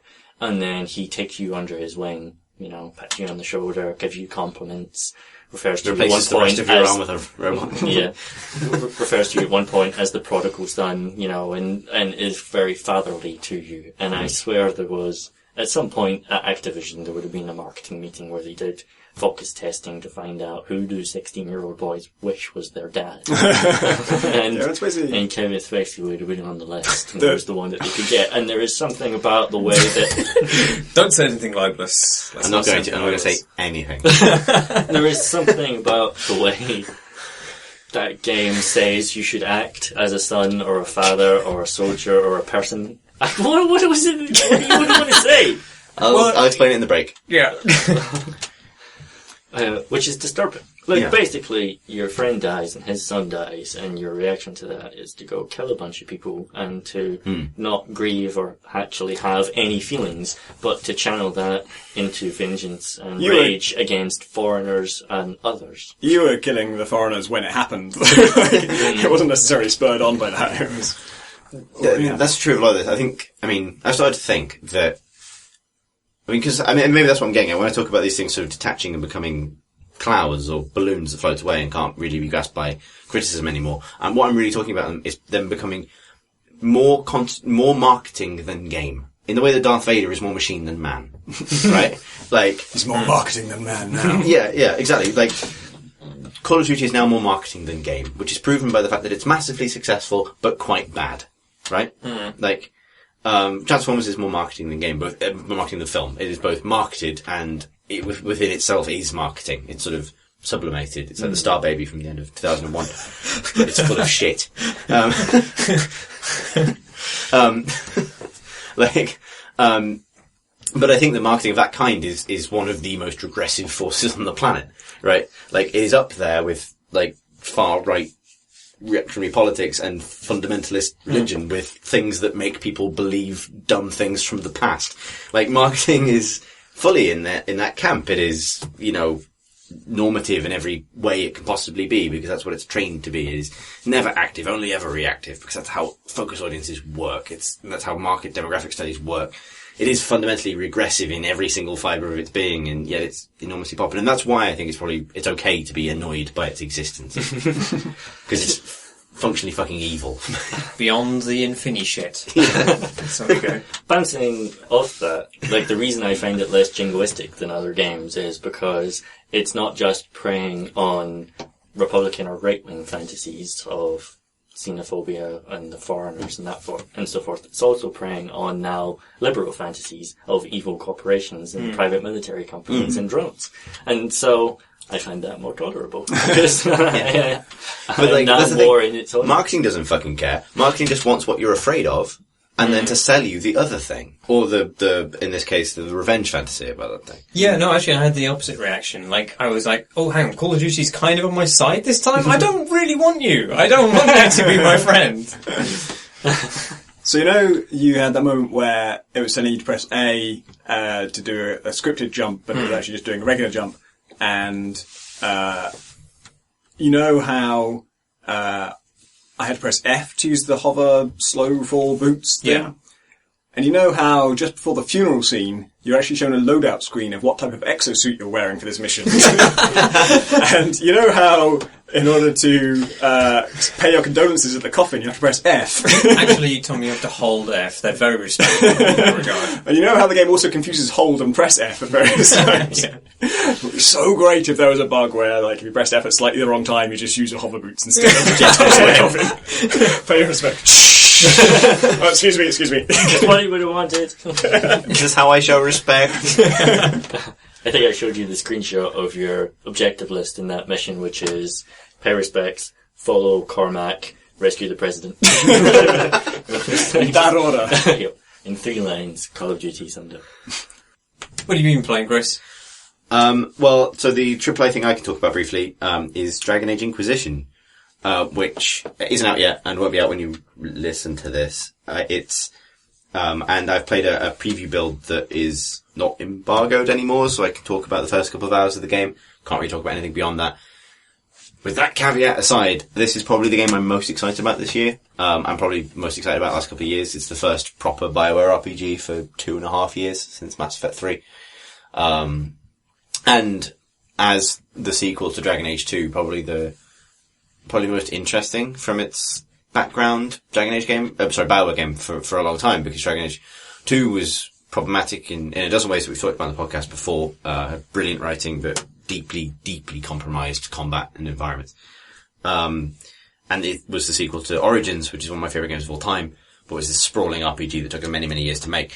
And so Inquisition is this really weird prospect where it is the sequel that possibly the series might not want to have gotten if, there was every chance that Dragon Age was never going to become a series if AEA didn't pick it up. And then they did pick it up and they made a dodgy second game. And yeah, it's got this sequel which feels partly motivated by a desire to kind of keep BioWare kind of making these big expansive adventures in the time between this and the next Mass Effect.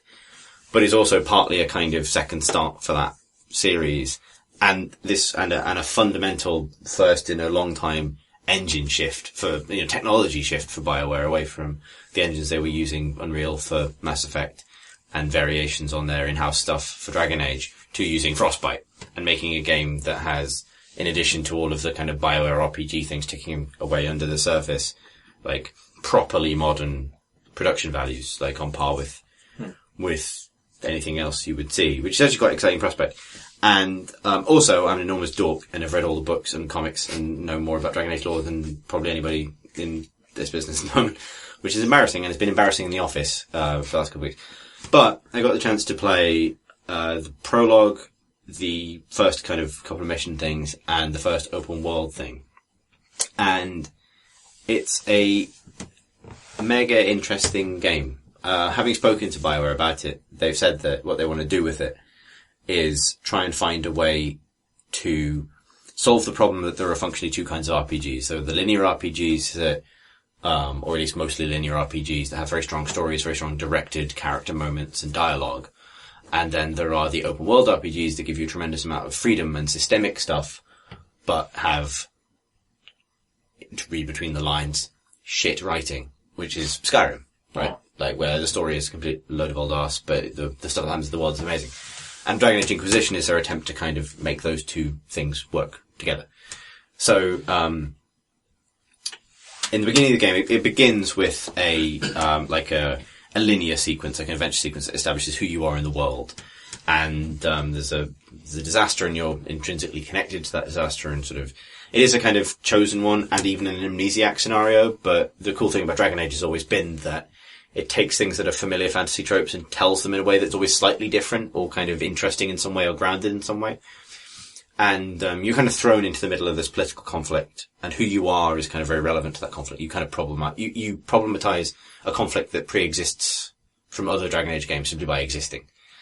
Which I'll get to in a second. And very early on, some allies that kind of form up around you, found a movement to try and solve this problem that's affecting the world. There are portals opening everywhere, etc., etc. And that's called the Inquisition. And then the rest of the game is you doing a mixture of open world stuff and fixed missions to extend the power of the Inquisition. And so, as much as it is a BioWare game about assembling a party of companions and having adventures, it's also an open world game, a bit like Assassin's Creed Brotherhood or something, where you have this faction that you're also building on the side, to the extent that your access to the missions in the game is gated by the power of the Inquisition. But you increase the power of the Inquisition by just doing things in the open world, which could be going out and closing rifts, or helping people, or doing quests, or whatever. And that creates this really interesting effect, which I think people will either totally hate, or I quite liked it, but I talked to people who in the first couple of hours hated it, where when you go into the open world, you're constantly given things to do, and all of them contribute to the power of the Inquisition. But by the nature of the game systems, all of them are optional. Because your goal might be to get the power of the Inquisition to rank 5, so that you can do the next big mission. And you could do that by doing a monster killing thing, or following a quest line, or whatever. Or you can do it by doing everything that the guy who tells you to collect, 10 loads of ram meat tells you to do. And one of the bits of feedback that I heard from people playing at the same time as I did was that, why the hell am I don't want to just do, 10 ram meat. Why wasn't there even a conversation attached to this? The guy just told me to do it. Where's the conversation tree gone? Why has this been removed? Why isn't there a moral side to this or an ethical decision to make? Why has it just been replaced with a shopping list? This idea that the game is somehow being MMOized. But I actually found that quite interesting, that you're given a sort of a big pot of objectives in a huge open world. Actually, it's massive. I don't know how much this is blowing smoke up journalists' collective arses, but the first zone in that game was fucking enormous and is apparently bigger in terms of square footage than all of Dragon Age Origins put together. And it's just one of 5, I think, zones. And you can kind of believe it walking around. I walked around a small amount of it and just got lost a couple of times and just did things in the open world. I'd walk around and I'd see factions fighting and I would join in and pick a side or fight or kill them all. Is it nice? Is it a nice place to look at? Yeah. It's oh, that's the other thing. Is also in the 3 hours or 4 hours I played, I saw more environmental assets than are in Dragon Age 2. Yeah, so the first zone, the opening and the first zone are all in places that are from Origins. So the intro happens in a place you will have done a major quest in Dragon Age Origins. The first town you kind of occupy as the Inquisition that becomes your base is a town from Origins. And then the first zone is sort of, in the far north of it is a town that was in Origins, which is relatively faithful to how it was in that game, which is a totally different engine and look and style of game, obviously. But then there's an extensive sort of green mountainous wilderness that extends to the south and west and east of it, which, is really kind of interesting. Like Dragon Age 2, it's a subtle redesign of the look of the world, and it's not like Mass Effect where they had a sort of consistent look for 3 games. They have kind of subtly redesigned it every time they've done it. But, it's really nice to look at, and looking at screenshots of later parts of the game, for the magazine and stuff, you also go to deserts, really vibrantly rendered deserts and swamps, and there's all sorts of, it's all outdoor environments pretty much. It's less heavy on cities than the previous games, much more about exploring these wildernesses. But playing it is this sort of strange experience of playing something akin to a Skyrim or an Assassin's Creed, as you wander around and do sort of bit quests to get to the point where you can do the next main mission. But you also have all the BioWare trappings, you have companions that are with you that talk and remark about things as you're walking around. And, that stuff I found really kind of engaging. I quite like the idea of doing that kind of open world busy work thing. I admit I'm someone who quite enjoys open world busy work. I like the kind of box ticking completion-y stuff. I can see a reason for doing that if you're leveling up your kind of relationship with the people you're with as well. Yeah. And also, yeah. Although, actually, interestingly, it's the first, so Dragon Age was the first BioWare game to change, it doesn't have a morality meter. It was the first game to just not have a morality meter, and instead you do, so whereas Mass Effect had the Paragon Renegade meter, and it tried a few different takes on that, Dragon Age measures your morality functionally by the attitude of your party members towards you. So you're kind of your moral positioning is sort of triangulated by who likes you and who doesn't like you out of the circle of companions you have. So it's not absolute, it's sort of relative to the expectations of the people around you. And for the first time in this game, they've removed the actual meter. You still get the positive and negative effect that you'll be talking and it'll say Cassandra doesn't like that or whatever. But in terms of actually seeing the bar, you never see the bar. So you just sort of have to intuit how much someone likes you from how many times you've seen that pop up and the kinds of things they say to you.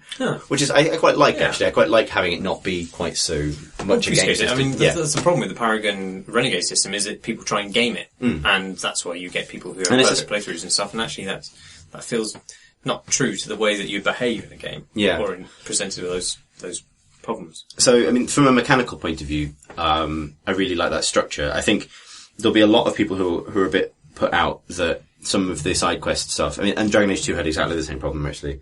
That some of the side quest stuff is delivered with a minimal amount of VO. Right? It's like, hey, Inquisitor, we need some meat. The refugees are hungry. Okay, and you just do it. And then there's no point where as I understand it, that's the purpose of the Inquisition. Well, yeah. Find us some food.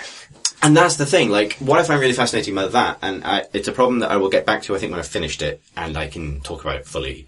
But I like the idea that, because that's a completely optional open world task, if you do see that as below you, and given the task you're taking, you can fucking ignore it. But gamers won't. You've been trained to do that. And so the takeaway will be, this game is forcing me to do belittling tasks. I should be important. And it's actually not. But I think BioWare have always struggled with the freedom people have to ruin their own experience. And I think, it's the opposite of Call of Duty. They give you shitloads of freedom and, the ability to make your own character. And in this, they've done something they've never done before. They've recorded all the voice for the main character 4 times.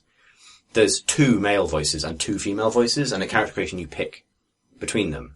So for the male, there's like a higher pitched sort of voice and a really deep one, and it's because you can play as one of 4 races: humans, elves, dwarves, and Kunari. And Kunari are basically giants, so you probably would expect them to have a deeper voice. But you also might want a deeper voiced human if you want, and you can mix and match them. Would we expect giants to have a deep voice? As we know, the Neanderthal has a very high-pitched voice, which is just really an excuse for me to be able to paste a particular YouTube link in the show notes. It is a very good YouTube link, however. But yeah, but that, that incredible kind of amount of extra voice work they've had to do is because there's player agency is very important to that game. The idea that you're imprinting yourself on the character you play and the characters that surround them is integral to the experience of these games. And I think it's interesting that will come with a degree of freedom that people will find annoying. And they will beg someone to lead them by the end. Which leads me to one of the interesting things about the plot, which I thought was cool. So, I don't want to get into what exactly happens at the beginning, because it's Dragon Age lore stuff, and you'll all die of boredom before I finish explaining it. But basically, your character is somebody who is at a meeting, and a meeting like a kind of diplomatic summit between 2 warring factions in the world. And this is actually before the game begins. You don't really see this stuff. And who you choose to be, a combination of race and class, affects why you were there. You could have been a spy, you could have been a mercenary that was hired to guard it, or a member of a noble family that was sent there legitimately, or whatever. Whatever happens, there's a huge disaster, and you're the only person that survives. And you survive by stumbling out of a portal from nowhere. And the guards see you, and they see this woman behind you in the portal. And this fits loads of religious ideas about the world, and theories about who the woman might be sort of seep out and get away from you before you can control them.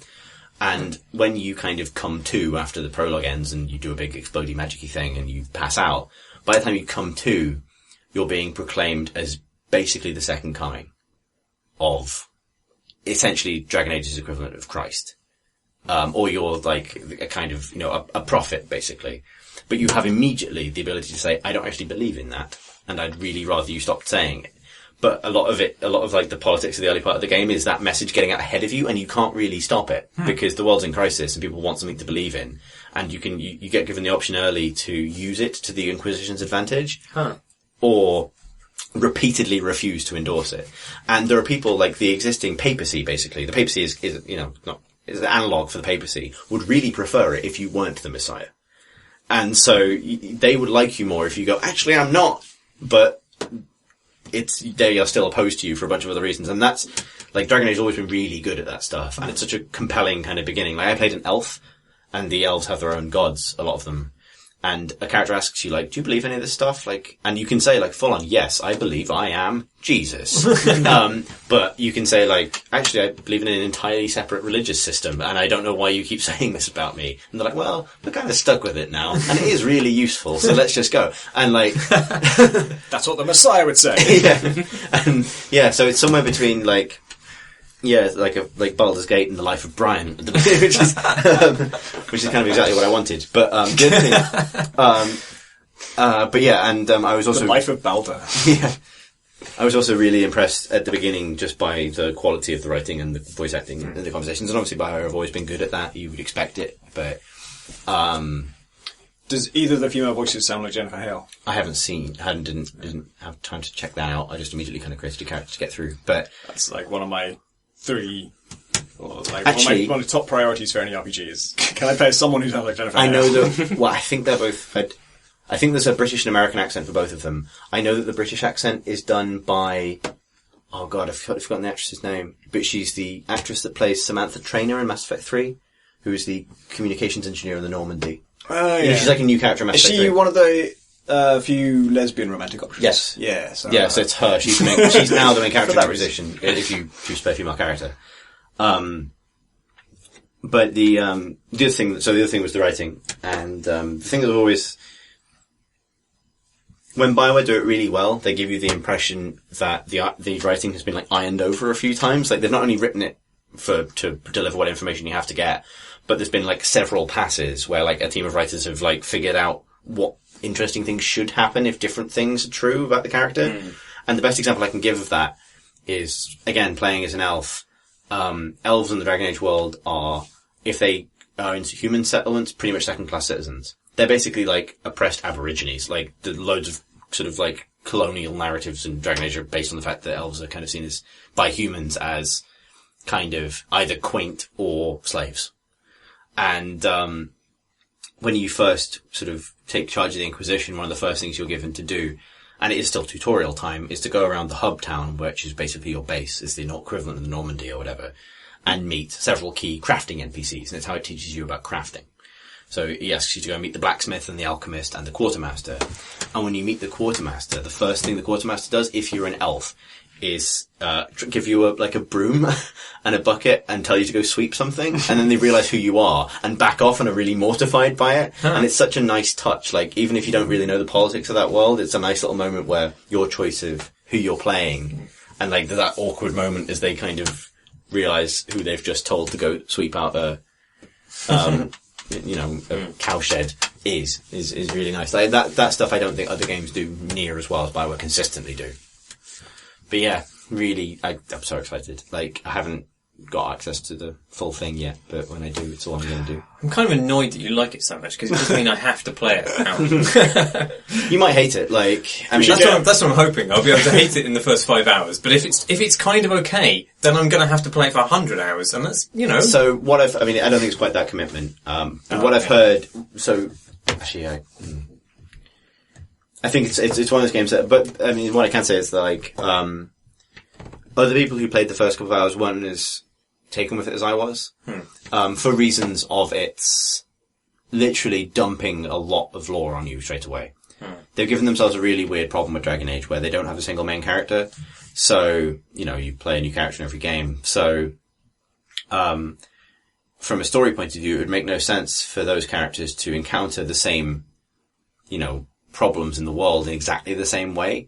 Like, it would make no sense for every character to, especially because some of the problems you're encountering are problems caused by previous characters.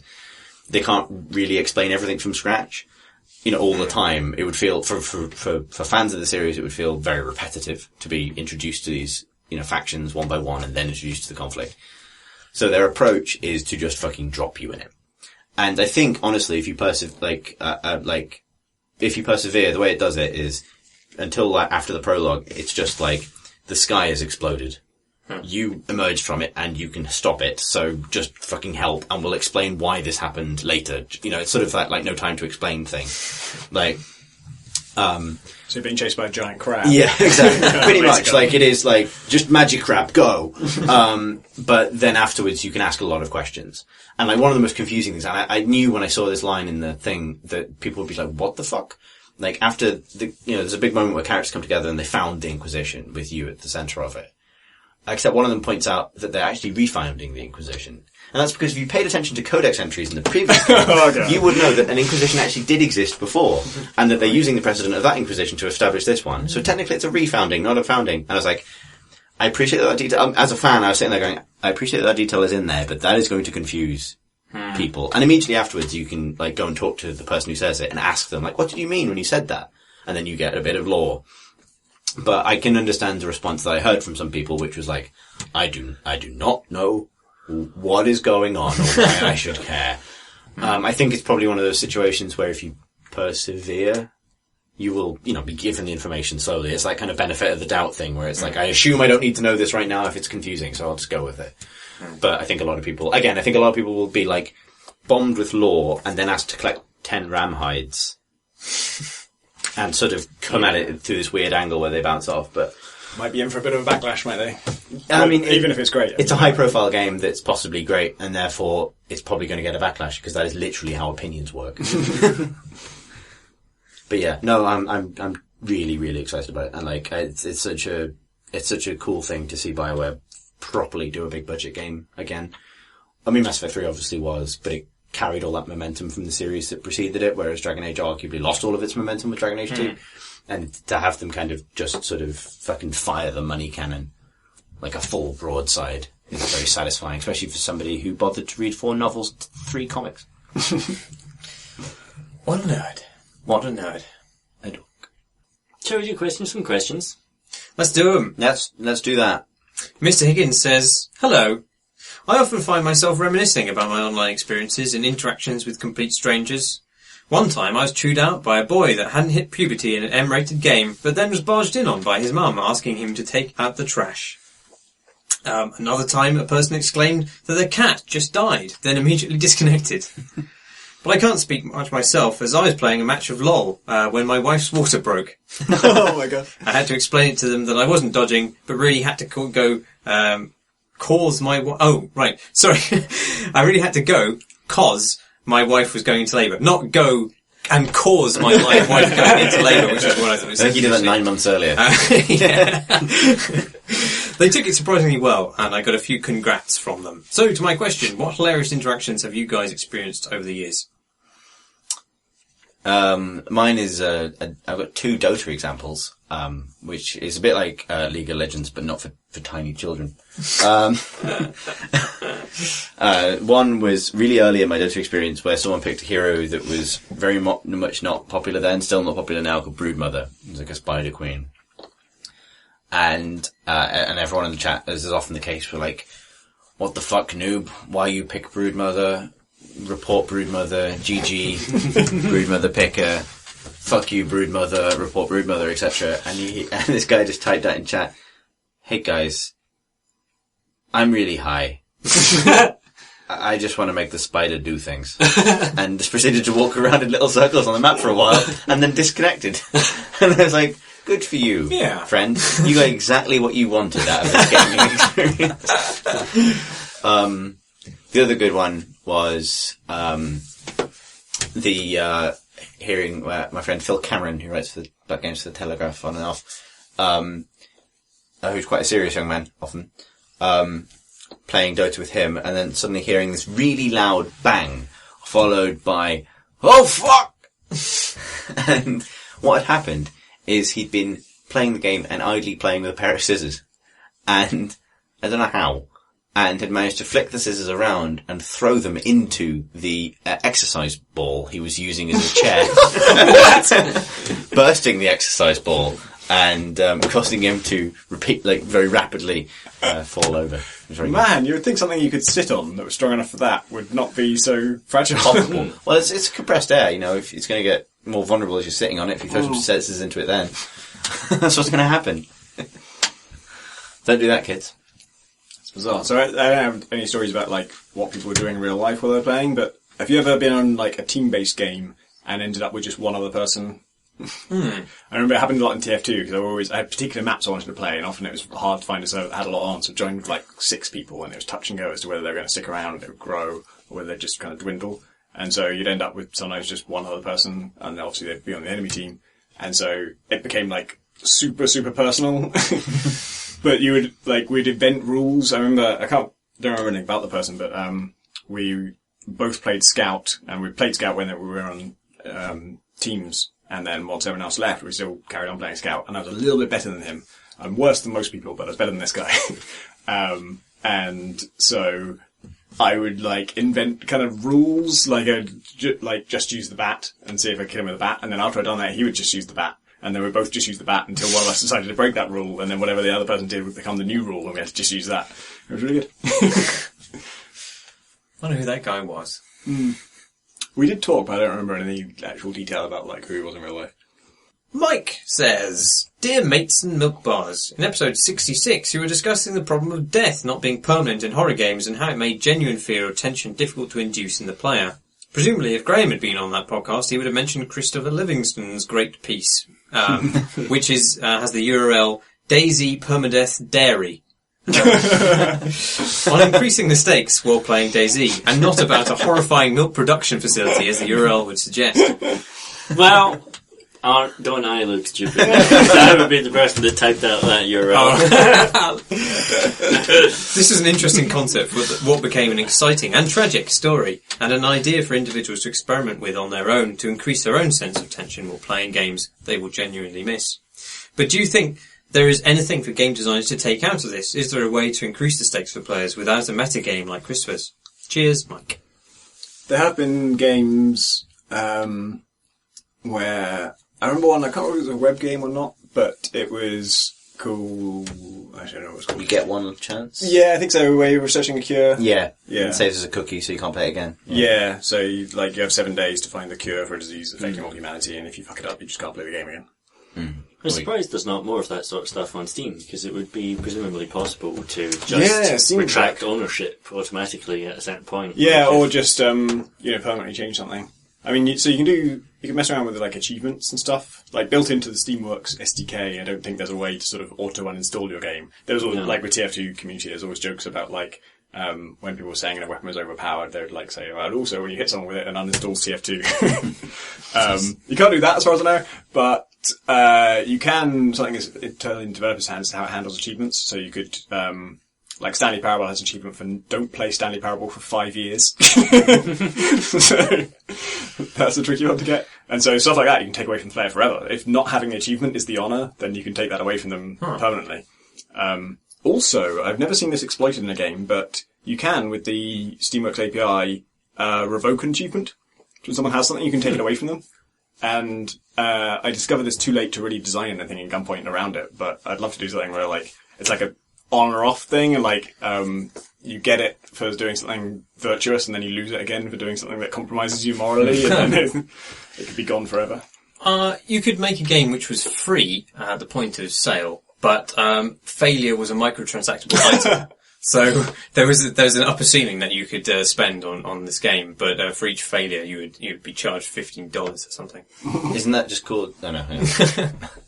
I think I'd like to see more like session-based games or games used in a scenario where you see your purchase of a game more like buying a ticket for something you'll only experience once. I think that's probably like a change in the philosophy of what you're paying for. Yeah. It would be necessary with something like this, where they did it with the co-op mode in TF2, where if you want to play the co-op mode against robots, then you buy a ticket for it, like with real money. And the way they sort of justify it was that there are prizes you only get for completing the co-op mode, and if you don't get one of those prizes, then your ticket isn't consumed, so you can use it again. So essentially the ticket is the prize. You will eventually get it as long as you one day complete a match of some kind. Yeah.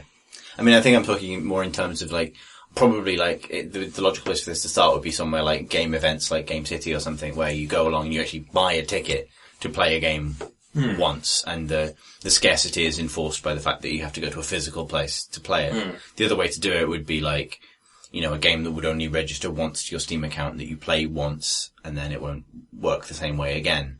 And your purchase of it for £1 or whatever is seen as a ticket purchase, I guess. That wouldn't stop people setting up extra accounts to play it more than once or whatever. I think I like the idea of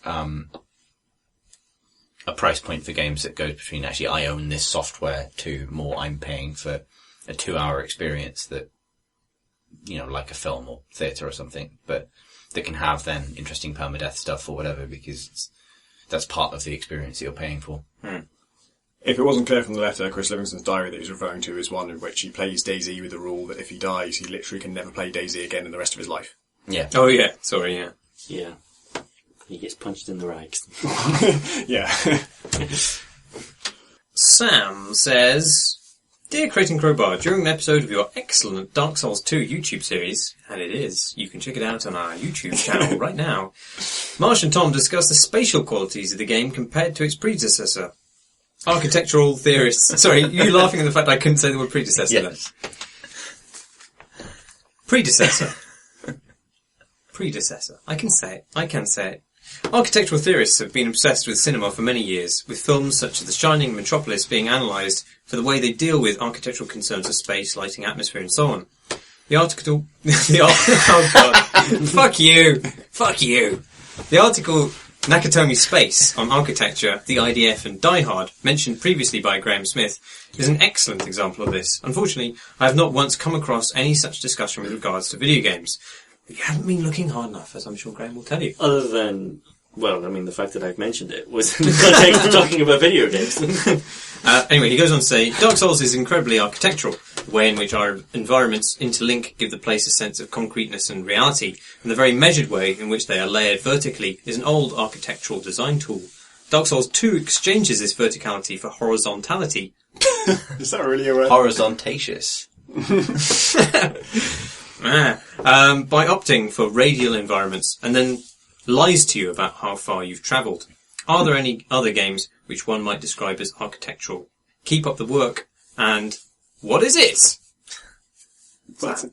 That's a Dark Souls thing, I believe. Oh, okay. You haven't been watching our fucking YouTube channels, how dare you? No, not well, actually, I think there are quite a few articles writing about architectural use of games. I mean, I forget, is it Robert Yang who does the series for Rock Paper Shotgun? What's the tag? Level With Me was he's done 2 series of that where he gets a level designer and interviews them about their work, and at the end of it they contribute level design work towards a single project that's persistent across all the different entries. Oh wow. And so he basically in the second series made a game in Unity along with the creator of Amnesia, the creator of De-Rester, I think Steve Gaynor, Gone Home, basically some of the best non-indie designers, and RPS released that as a game at the end of the series.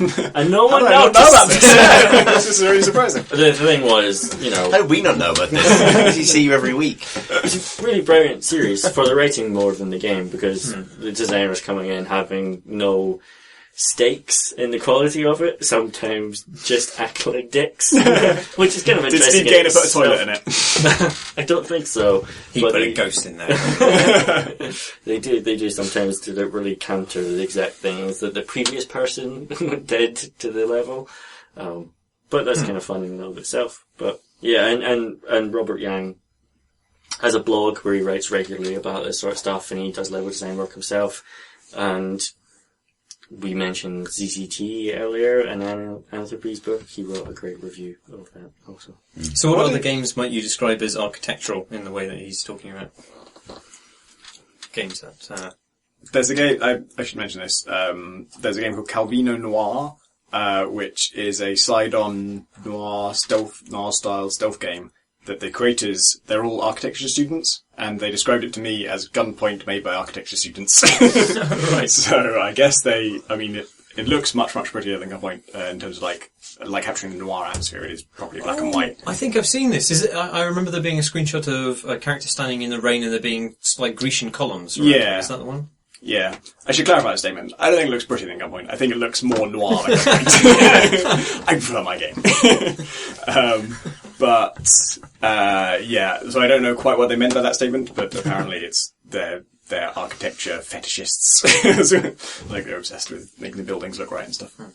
I think, so many first-person games, like Half-Life 2 does very interesting stuff in terms of the design of City 17, the design of Nova Prospect.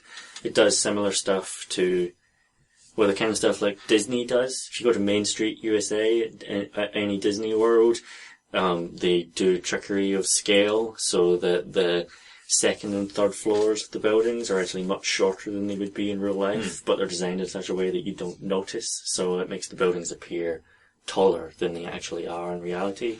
And that's like stuff that level design does often to make efficient use of limited polygon counts. I always think that the way that Half-Life 2 directs your attention and directs your eye around the world is always architectural. It's always the positioning of lampposts, the positioning of wires, the way pipes are used in Mirror's Edge, for example, is all architectural details designed to subliminally pull you through a game in the correct direction.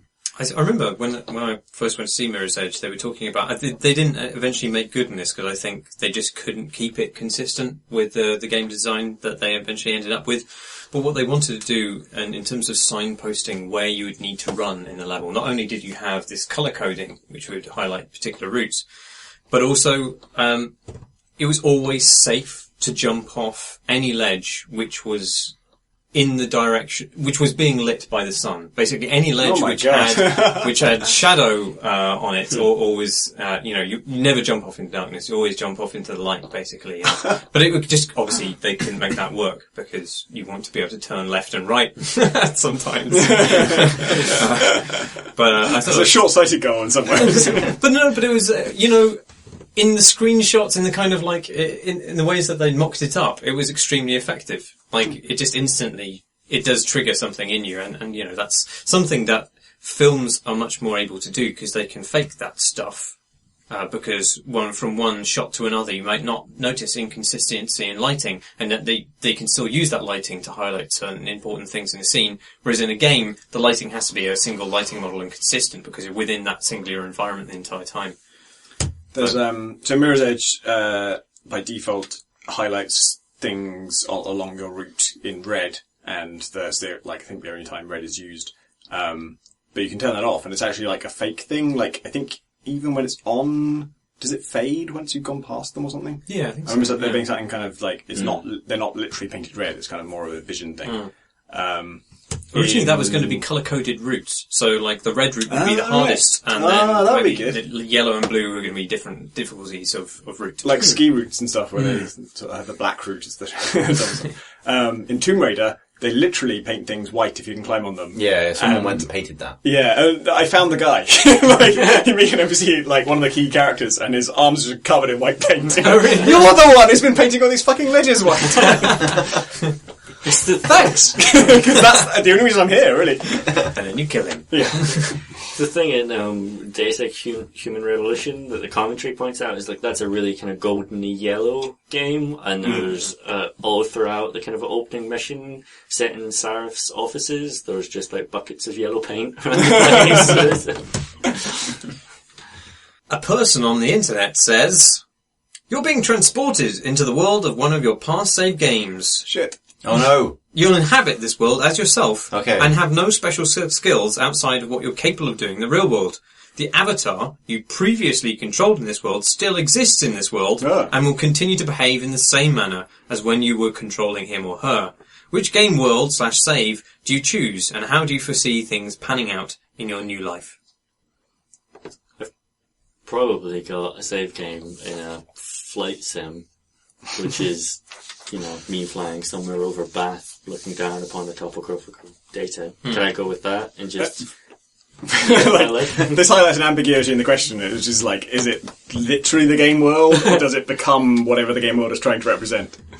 Oh, I see. Well, if you're literally stuck in the virtual world of a flight sim, that's a horrible pea soup. Well, if that was the Nightmare. case, then in every scenario you'd eventually starve to death. So, I'm assuming that world becomes the reality in some kind of more significant way. Does it fidelity increase? Yeah, I guess so. I guess so. Well, then it's just anything set in the actual real world. You inhabit the reality of that world, right? At the point of your saving. Farming simulator. Because then the protagonist of Farming Simulator can carry on doing his farming job, and I can go back to mine. I'd probably load up a cooking mama save, because I've always fantasized about being the producer on one of those cooking programs who then gets to eat all the delicious food that the cook is preparing. So hang on. I don't think I can game this. Would it be possible to choose a save right before you pick an ending in Deus Ex? And because that's an impossible decision for the protagonist to make and kind of requires my input, they would then do nothing, and I would just get to live in the world of Deus Ex for a while. Yeah, okay. I'm going to say that's possible. Okay. Although, depending on where do you appear? Maybe you appear right next to your protagonist and JC Denton just fucking shoots you. Yeah, I suppose that's Depends how you depends how you've been playing the game. Yeah. Maybe he would just choke you unconscious. Yeah, no, that's fair. Maybe we should think of a different one. Yeah, I think at that point, isn't the facility falling apart anyway? So if you don't do anything, it'll the endings. No, yeah, shit. I'm not sure what. Maybe not that then. Yeah, probably picking a dystopia is a bad idea for this particular question. Well, I mean, Well, that's my first Edge is thought. tempting, is because Yeah, that's a that's a dystopia, great but one. it's a really pretty dystopia. No one's enjoying it. No one's like around. There's just guards and empty offices. Like no one's actually having any fun there. So It's because it all takes place on a weekend in a shopping centre. in like a bizarre business district. that explains a lot. Actually, it takes place on a weekend. Yeah, like nothing. Go to like the centre of like an American Midwestern city with a business district where they have enough space that they don't have to like have shops there during the weekend. That's Mirror's Edge, basically. Maybe I go for after the end of Vampire the Masquerade Bloodlines. What? Because I always secretly wanted to live in that universe. But you would be a human? For a while. Oh, you reckon you'd be convinced We're the somebody last to turn line you of into a Yeah, I vampire? get Diablerized. I go up to my old player character and convince them to Diablerise me. I guess if you've played it as somebody who would... If you played up until that point as somebody who would... Relatively pro-human. Yeah, and you know, really into turning you... Dragon Age fans. Dragon Age into vampires. Yeah, then I would find them and say, hey man, I know an extraordinary thing about you. And also Dragon Age lore. Yeah. Fucking Diablerise this shit, man. It really makes you realise how all video games are an awesome world ruined. Like, they're all. If you think, oh, Mass Effect would be great. Oh no, that whole universe is in massive peril. I could totally go with the end of Mass Effect for me. If I can't actually remember. But I don't want to spoil the end of Mass Effect for But them. isn't. Not with one of the endings. One of the endings would be great.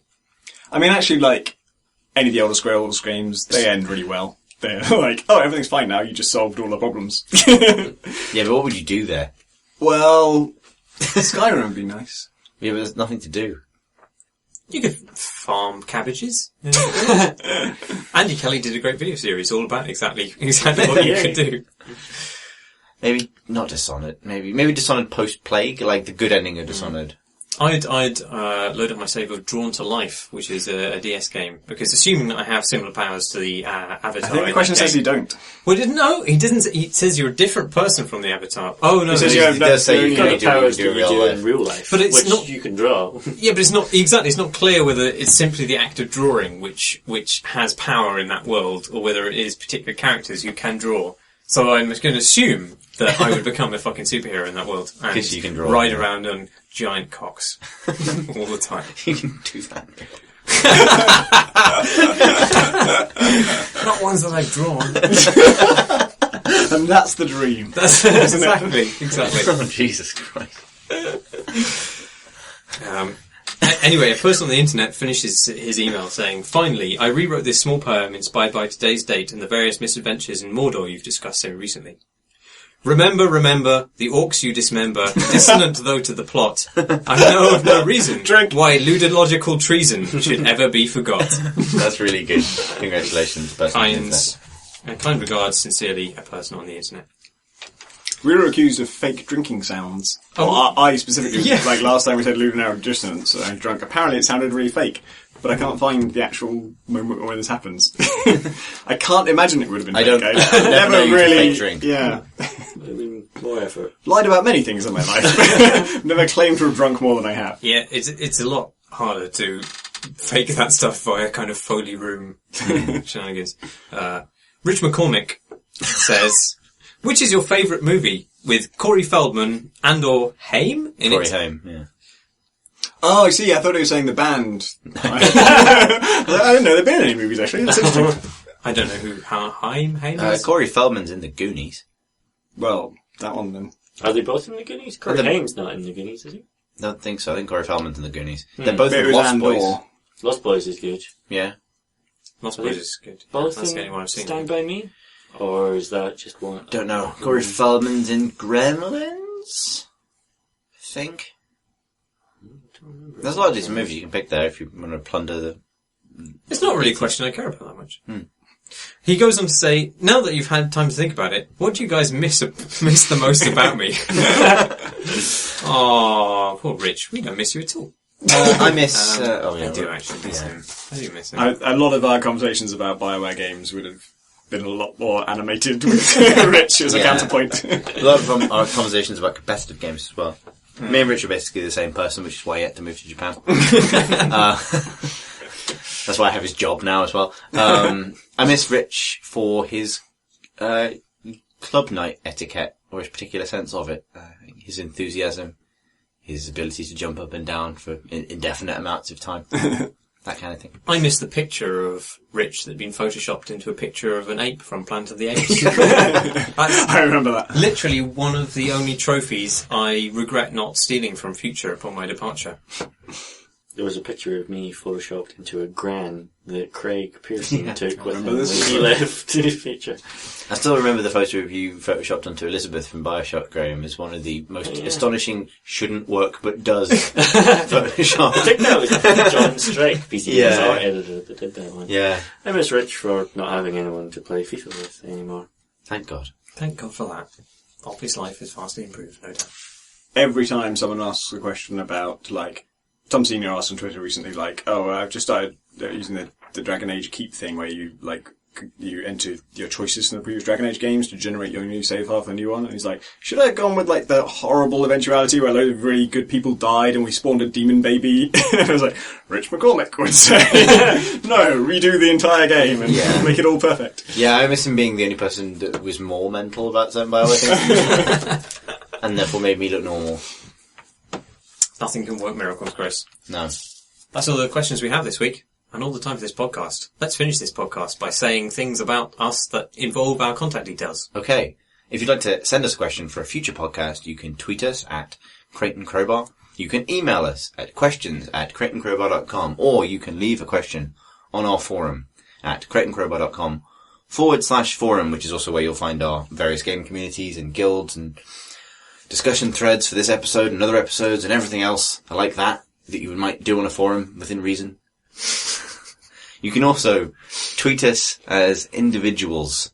I'm at C Thurston, that's CTHURSTEN. I am at Gonas, GONNAS. I'm at Marsh Davis, that's DAVIES. I'm at Pentadact, PENTADACT.